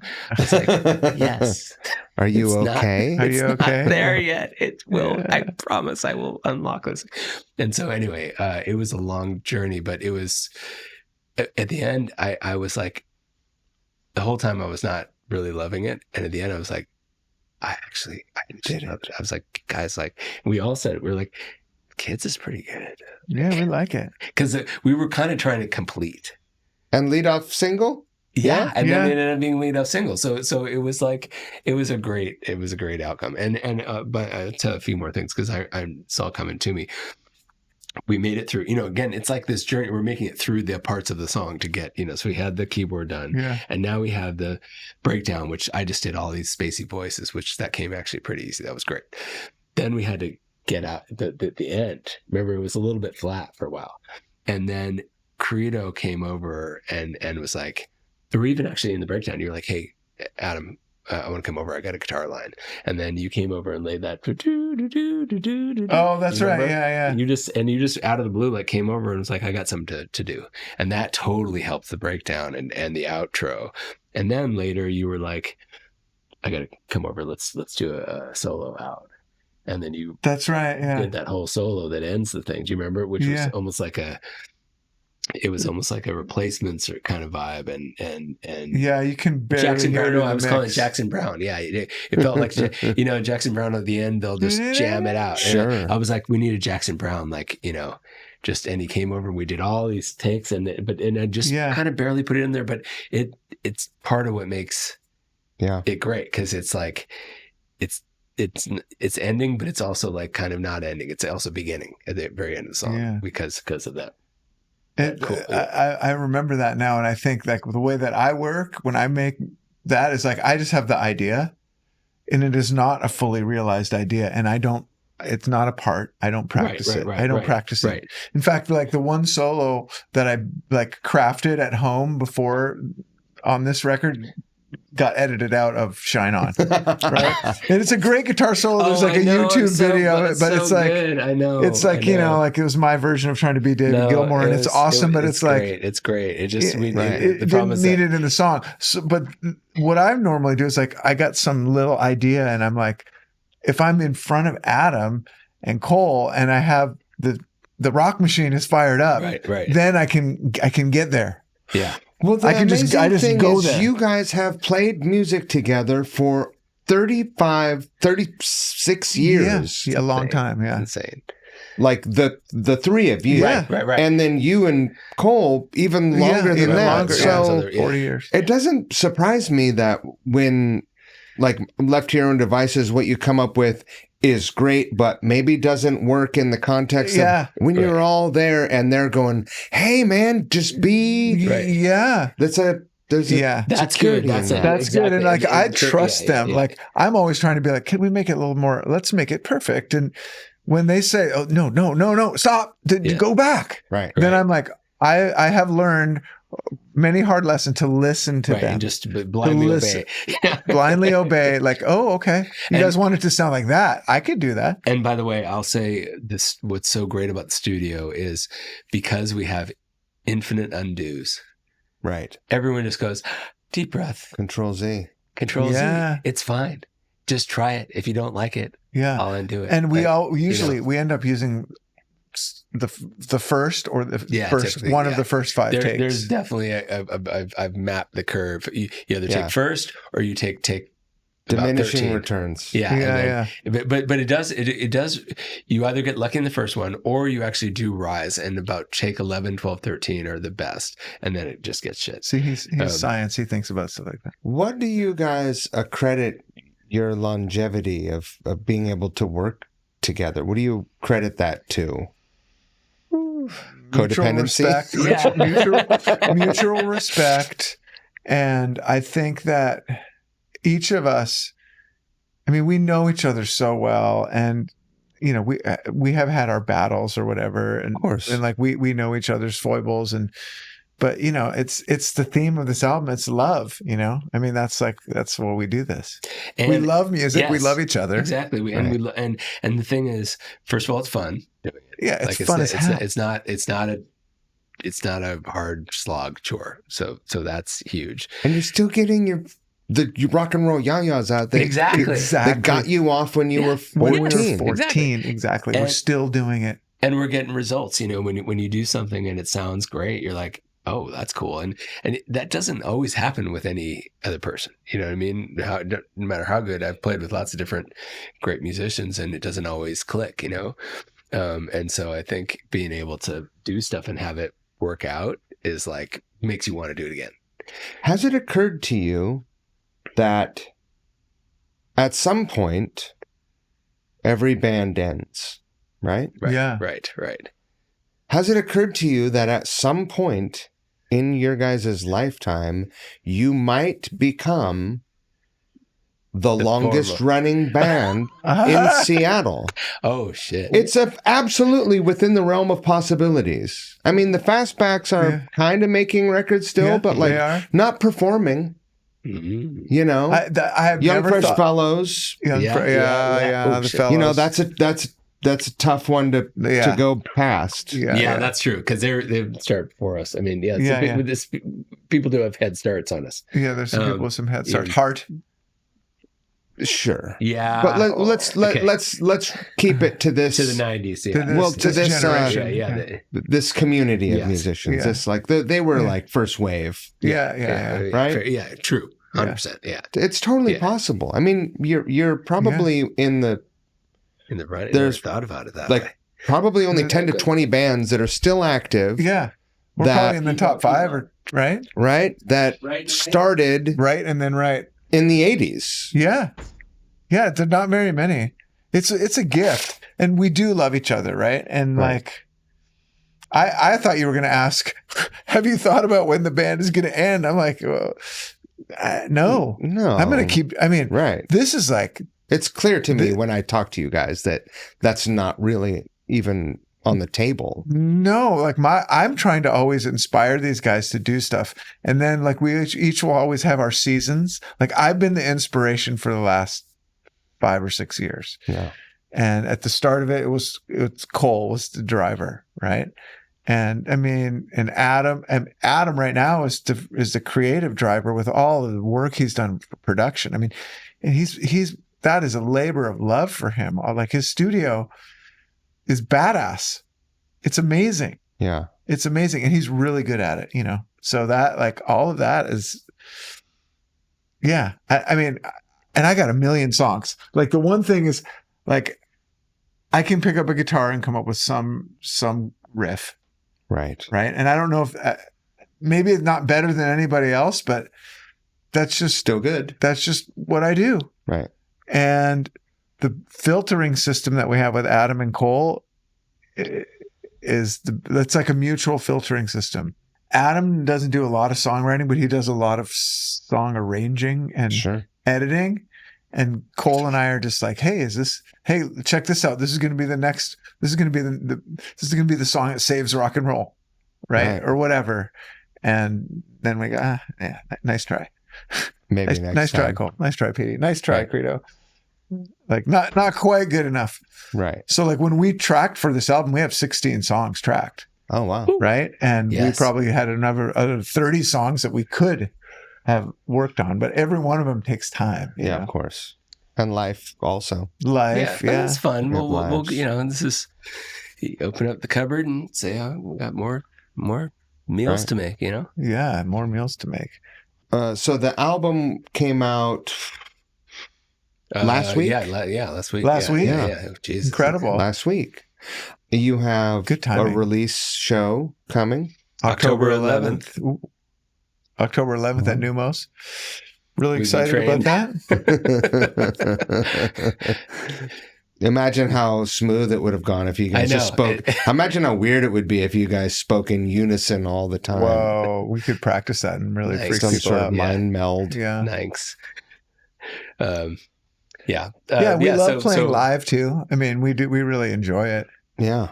Well, and we've got the October 11th show, and then we also have planned November 21st. Is that right?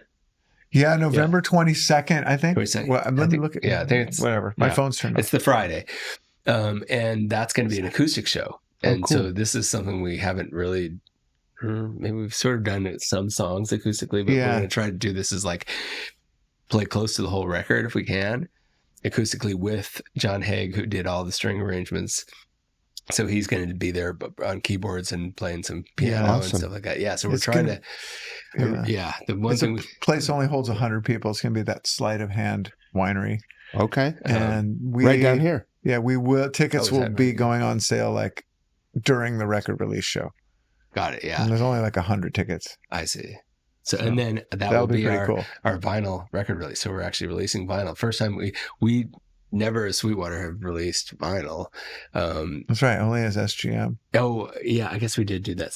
Yeah, we've done some vinyl. But not a record. Not a record with Finn Records, but not a full length record. And so we just happened. Our first record was literally like the month when they stopped making vinyl and just did CD only. Right. And I was like, really? Mostly because I wanted the art to be big, you know. Yeah, but of course. Of course. Yeah. So anyway, we are doing vinyl, and that'll be that show. Is to do vinyl. Yeah. The Neumo show, you have who playing with you? We have the Vases, which is Ty Willman from Green Apple Quickstep is a singer. Steve was also in Green Apple and was in the Briefs. Yeah, he's a guitar he's player. in the Briefs. He's great. Yeah. And the drummer is Dave Cruzen. He's played with Adam and Pearl Jam and you. You haven't even played with Cruzen? I've never played with Cruzen. Oh, okay. He's so good. Maybe a great drummer. Yeah, great drummer. Great guy. Yeah. And my wife and I had a band called the March Lions, and he was the drummer for that band briefly, and then we had kids and kind of disbanded. But that's when we got to know him, and my wife and his ex-wife are still friends and stuff like that. And we just saw him recently, and he came over and had dinner. So awesome. Dave is. I'm a big. It's fan. A real family affair. This show. Yeah. You guys must have played with Green Day back in Green Apple? Apple Green Apple. Yes. Yeah. We played. Yeah, we played a lot, but we kind of were on a parallel track in the sense that we both were getting big, so we kind of both could headline. That's right. As opposed to like one being ahead of each other. What was Ty's previous band? The Ride Me Babies. Yeah. Something in the Ride Me Babies. That's right. Inspector Love and the Ride Me Babies. Inspector Love and the Ride Me Babies. Do you guys play with them? I don't remember, probably. Yes, potentially. Probably. Like we played with a lot of those like Tacoma bands, like Rhino Humpers. Yeah, for sure. Rhino Humpers. Stuff like that.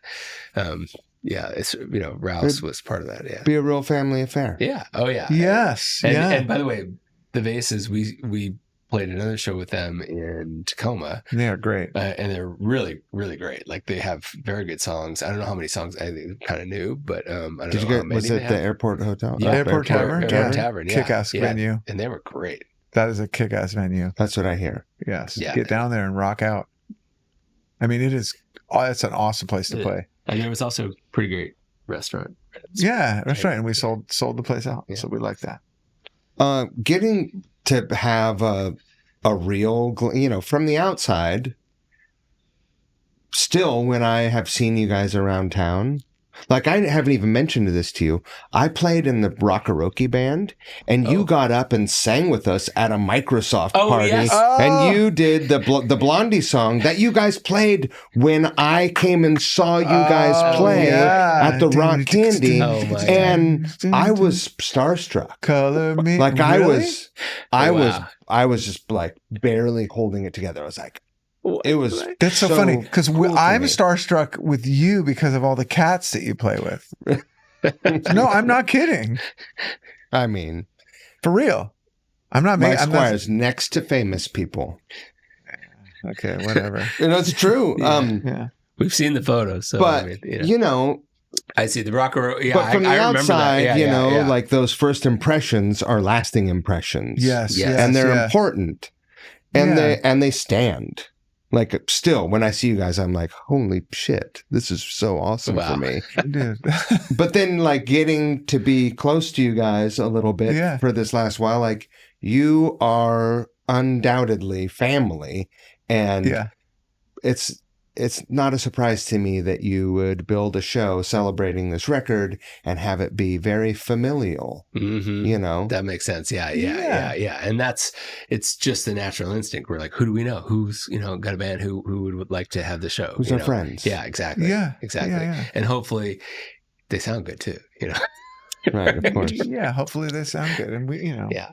And we did, we did a show with The Deception, who's Regan Hagar, who's done all our videos. He's incredibly talented. Malfunction. Exactly. Incredible. Yes, exactly. And we went and filmed one of the videos in Palm Springs at my place down there, and I remember when we were sitting and doing the guitar stuff, I was playing the Malfunction riff, and he was like, "Great to hear that." And I was like, "Oh, I you know that, yeah?" And I was like, "Oh yeah, you were the drummer." Hello.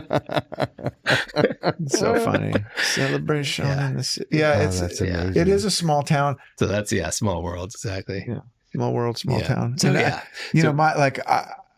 I'm not as integrated into like the Seattle rock scene as I maybe ever was, right?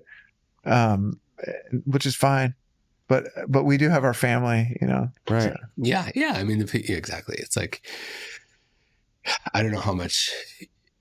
I mean, on one hand, it's like most people who are still alive and who are playing music back, in the 90s, are kind of still playing music, I would say.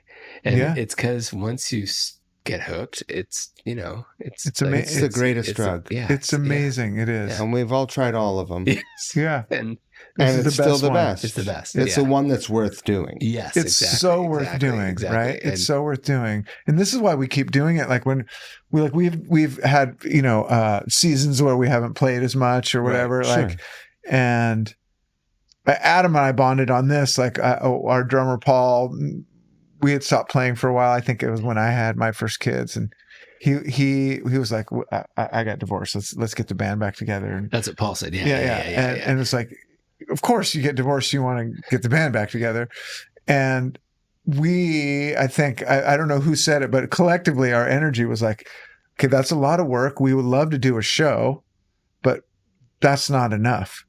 We want to make something we want to make something real out of this, lasting value. And that was when we made Clear the Tarmac. Like, if we're going to fire this up and because when we do this, we put ourselves into it. Sure. Let's get something out of it, or give something to the world. Like, we're going to make a record, because one show is not enough. Yeah. Right. Because like you said, like I was thinking of the drug analogy. Like one show is not enough. Let's get a record. Let's make some songs. Let's go all the way. Let's get a big bag. Yeah. Exactly. Exactly. Yeah, because I don't care how great the show was.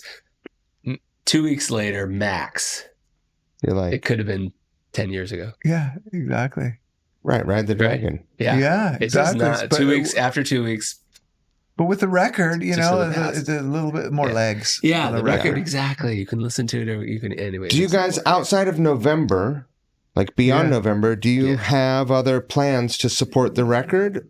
Or is life... but we would love to be able to have some magical rock and roll ferry transport us to Europe to play next summer. Yes, I want to play. But we'll have to probably do some footwork to get there. Yes, I want to play This is the way. German rock festivals, or the UK, anywhere. Basically all the northern countries, they love rock. Yeah.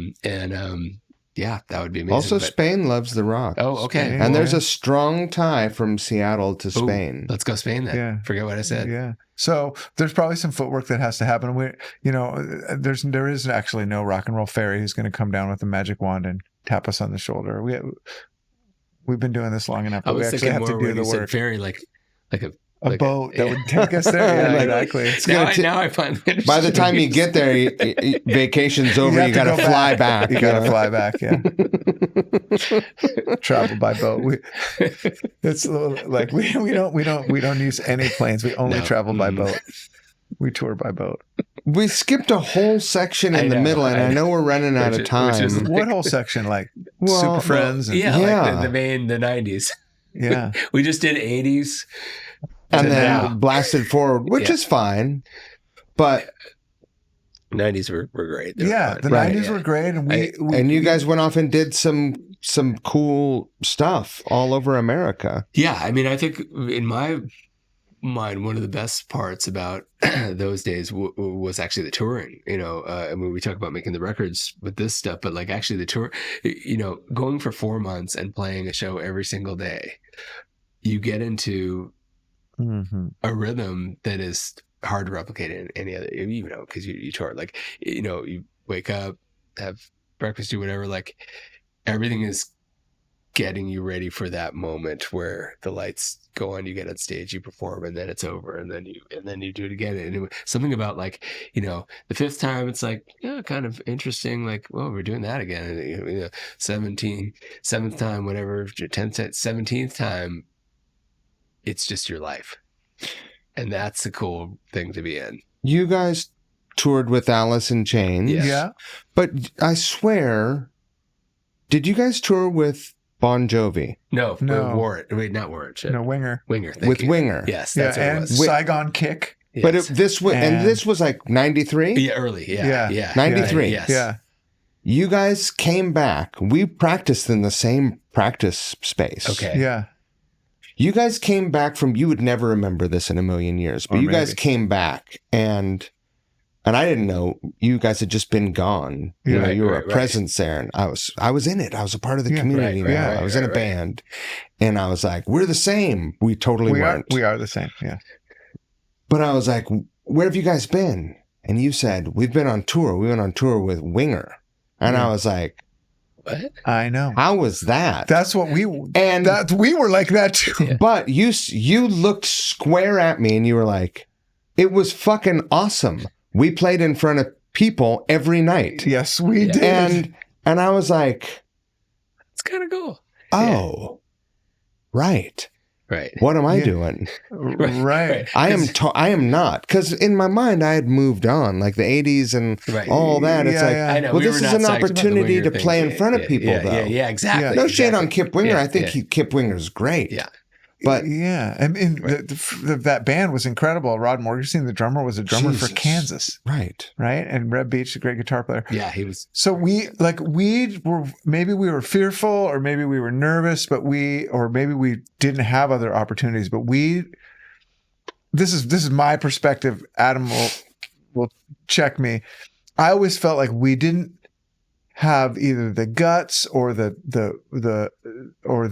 juice to say no. Right. To Say like, no, Winger's not going to work. We're going to wait for the Red Hots, or we're going to wait for the next tour. And so we were like, Winger, Fine. like, we don't really want to go on tour with Winger because that's not really our vibe. But okay, But you're in front of people. Yeah, and we like play- it's that's an the they're opportunity playing to opportunity 1,000 play. people yeah. every night. That's no more. right. Yeah.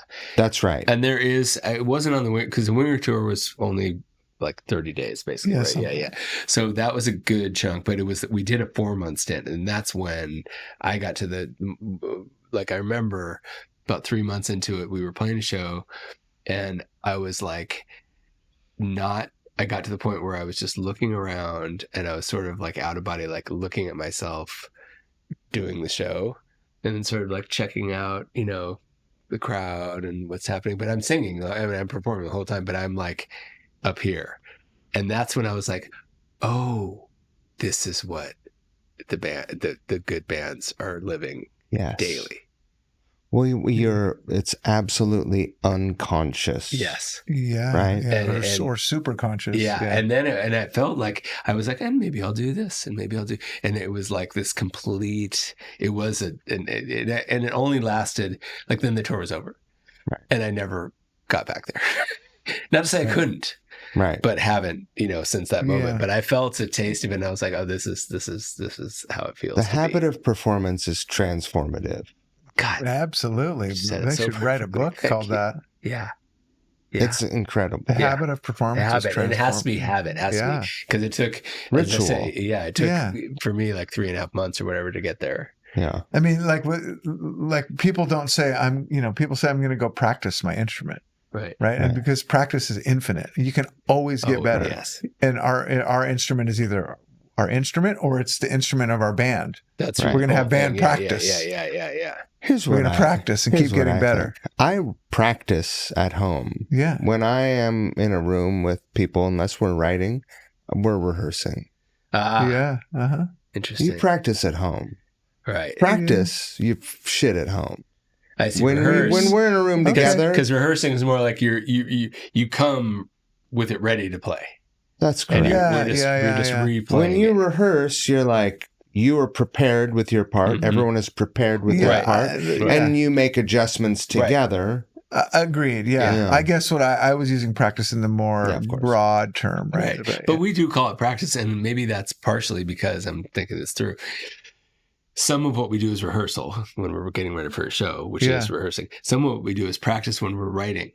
Right. And we're just And see, then full freedom ride. Like then it's more like because it isn't. We're not prepared. We're making it up. So it's a dual purpose. You guys have also been doing this together, as we've already said, for 37 Right. years. And by the way, in the beginning, it was practice because we didn't know. We had no idea. When I show up almost anywhere, Yeah.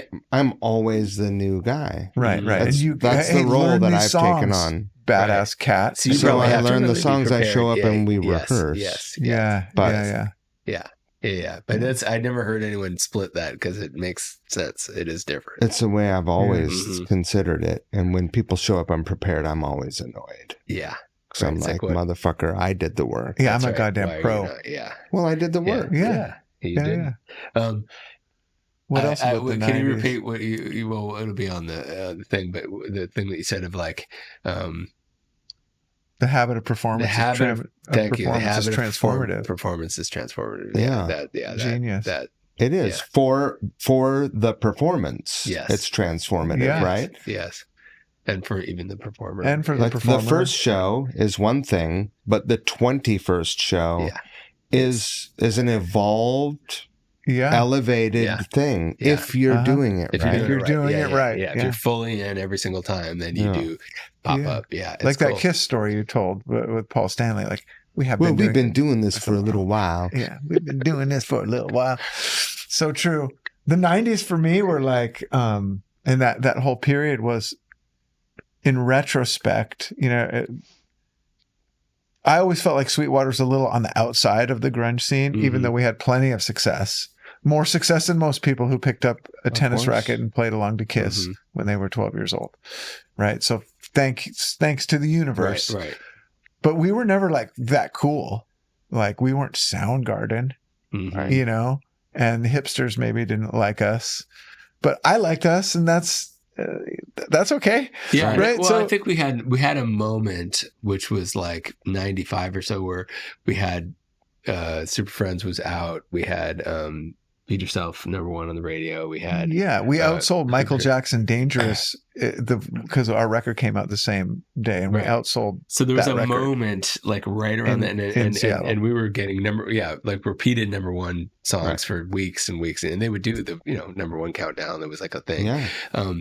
And so that #1 on Live 105 in the Bay Area. I mean, like, and so awesome. But it was like 2 months.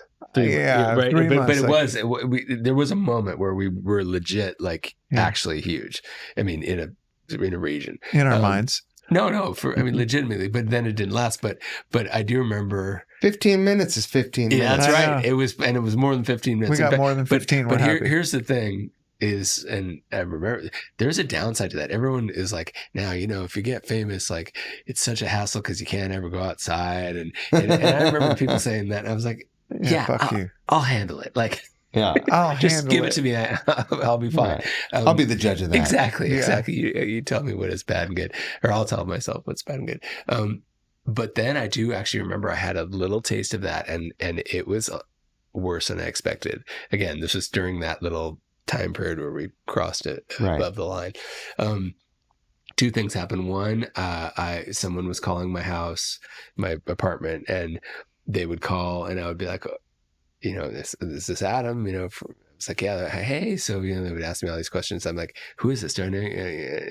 And it turns out they were like a fan, and I was like, okay, that's cool, but just don't call here. You can't call here. Yeah. Ring. Hey.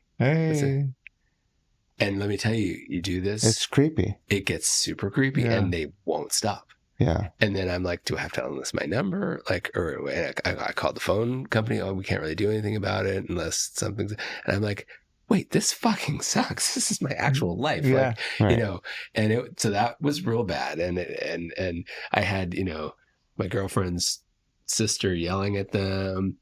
I can only imagine. Imagine if you were Axl Rose. Yeah. Like, imagine the pressures that. It was really bad. Or Eddie Vedder. Yeah. Like, didn't someone drive their car into his house? Oh, I'm sure stuff like that happens all the time. Like the woman who God talked to her or something. Yeah. And if you hear about it, you're like, oh, it must be so hard. It was actually like, I don't want to say scary, but the private jets help assuage that. Right. I know. pain. I'm just saying, like. but it is real pain. And I didn't, until I experienced it, I didn't quite get that. And Right. it was, and then number two was more, this wasn't that bad, but I was just shopping at, Safeway or QFC or whatever. And I'm just getting my beans and whatnot. I turn around and, someone's like, hey, Adam, like, some stranger is recognizing me in the grocery store. I'm trying to shop. Hey, got to stay. I mean, it wasn't that bad, but it was like, this is not something I'm in my fucking sweatpants and I just want to get some beans. Exactly. I'm just trying to shop. And it was, again, just a little taste, but it was not positive. Dave Jordan it was like out of your control. Sorry, go ahead. Jordan used to tell us as an aside, but Jordan, who produced two of our records, would talk about his theory was like the laser light of fame for like real famous people. If you look at them, their features have been chiseled by the gaze of society in a way, right? Yes. Right. Like they're actually become almost a caricature of themselves. Not when you're with them in person, but their image is actually reflecting. Because you're right, because they're seeing themselves and then they're reflecting their thought of how they should look and turn to themselves, and there's like something so I was anyway, but Dave was a tripper like that. That's such a good way to put it. Anyway, but I was just saying the 90s,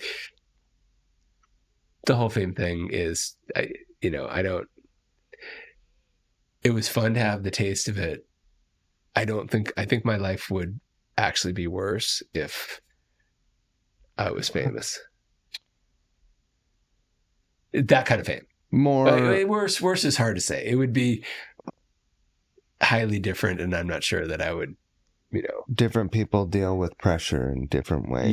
Yes. I don't know that I would have been a great custodian of that kind of pressure, especially maybe today. Today, I'm a mature and evolved enough person, but in my 20s, I was not a custodian of the rock flame. Can I hang my hat on your answer right there? Because I think that I know today now I could handle it and it would be difficult, but if we would have had any more success than we did, I wouldn't be dead right now. Exactly. Or I would have killed other people along the way, and it would not have been a good thing. Right. By the grace of God, I haven't killed people already. Yeah. One way or another. That you know of. And so like there's gratitude for that for sure. And I mean, like I said before, how many kids, because I knew, like I said, I knew Cole and I knew Adam in second grade and Cole in third grade. And we had kiss cards and we played along with our little tennis rackets to kiss. And how many people who do that can tell the stories that we just did of having tea with Robert Plant and playing playing Ozfest in front of 80,000 people. And no, it's insane. I'm super grateful for that. Me too. How amazing. And actually bringing it back to now, the grateful feeling is just off the charts for me. The fact that we can play that show last night, the fact that we can get up on stage and play music at our age, and it's great to have the fans also connect and care about it. And like that whole experience is very rare for people. And we do have super fans still. Amazingly, there are people who will like come and watch us play. Yeah. Right. It's almost, it's kind of like, really? Yeah, it's crazy. And it's crazy. Most people don't have that. And even to doing the songwriting, like I can't even imagine if my life didn't have creativity in it, like what the hell would I do? Like the shows are just not that good on TV. Like there's only so many football games you can watch. Exactly. Like the beautiful thing to me is that each one of your guys' creativity is bound to the others. Ooh, all three of you, right? Mm-hmm. Yeah. But it doesn't feel like a bind. It actually, for me, it feels totally free. But it's connected. Connected. Yes. Absolutely. Yes, for sure. Yeah. For sure. Yeah, that's cool. Yeah. And you're right. And that it helps propel it forward, because it's one thing to have, like, for example, I can draw pretty well.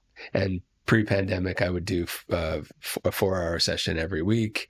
They call it figure drawing. It's the naked, nude models. Nice. And so, should I? Yeah. I mean, hey, that's very comfortable.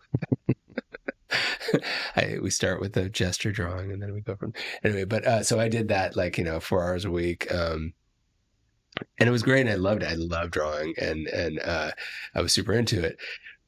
But then pandemic happened, kind of got out of the habit, and I don't really draw that much anymore. I say this because I have a creative talent and skill and love of it, but I don't do it. Why? Because there are other things. But if I were in a drawing group, they probably would inspire me to do it. And then I would, have this, I would be doing that creative thing more. And so there's something about having a shared, what's the word? We're counting on each other. You know what I mean? It's we can't just have shared interest in goals. Accountability. And accountability, and you can't just slack off and do nothing, because then it affects other people. It isn't just affecting yourself. Sure. And so that's where that connectivity it's like a positive obligation. Exactly. And what a gift to be able to play music with people. Yeah. I mean, playing with you last night. I love looking over at you. I mean, we caught the eye a few times, and that was amazing to me, right? And it sounded fucking awesome too. So I was so happy to play. Everything will be all right. I was just like, snap. I'm in Soundgarden. It was that feeling again, except it was I'm in Sweetwater. Yeah. Right now, I'm in Sweetwater. And I saw you guys play that song, and I was and it was my favorite song on the record, and I was just like, let's go. When I saw you play it, I was like, oh my God, it sounds just like the record. Incredible. So cool. Because it's them. Right. Yeah. Right. Because it's actual. And it actually makes a difference. Yeah. That's amazing. Okay, guys. Okay. All right. All right. So incredible. Congratulations on yet another fantastic album. Thank you. It's a beautiful thing that you guys, after all these years, still like and love each other, still create together, and still we drove down to Portland, played a show, and drove back. All four of us last night. Yeah. We're old, and you know what? By the way. And we're old, and it was fun. Yeah. That's right. It was fun, yeah. Yeah. The last everyone was excited. No one was like, oh, God damn it. Yeah. No. Everyone was excited to be there. Yeah. And it was amazing to see, and amazing to be play a part in that. Well, so thank you for being a part of it. Congratulate now you're part of the family. Thank you You're now part of the family. Yes, so being inspiring. Oh my God, dude. What a sweetheart. Well, it's the truth. And I wish you guys the best of everything that rock has to offer and that life has to offer. Thank you. That is a blessing. I hope you get the life you deserve. Yeah, and there's a mirror. There's a mirror right back at you, right? Exactly. I was saying, let me share that same blessing to you, not the deserved part, but I wish you all the best. And it's always interesting to see how people respond to that. Exactly. I knew. Well, you did. I hope everything that I wish for myself, I hope you get to. Ooh, whoa. It's the golden rule. It's the golden rule. I heard you say some things in the truck last night. I know we talked in the truck. There were some stories there that might be a little sometimes the golden rule, little blue, can have a flip edge of the sword. A little blue. Yeah.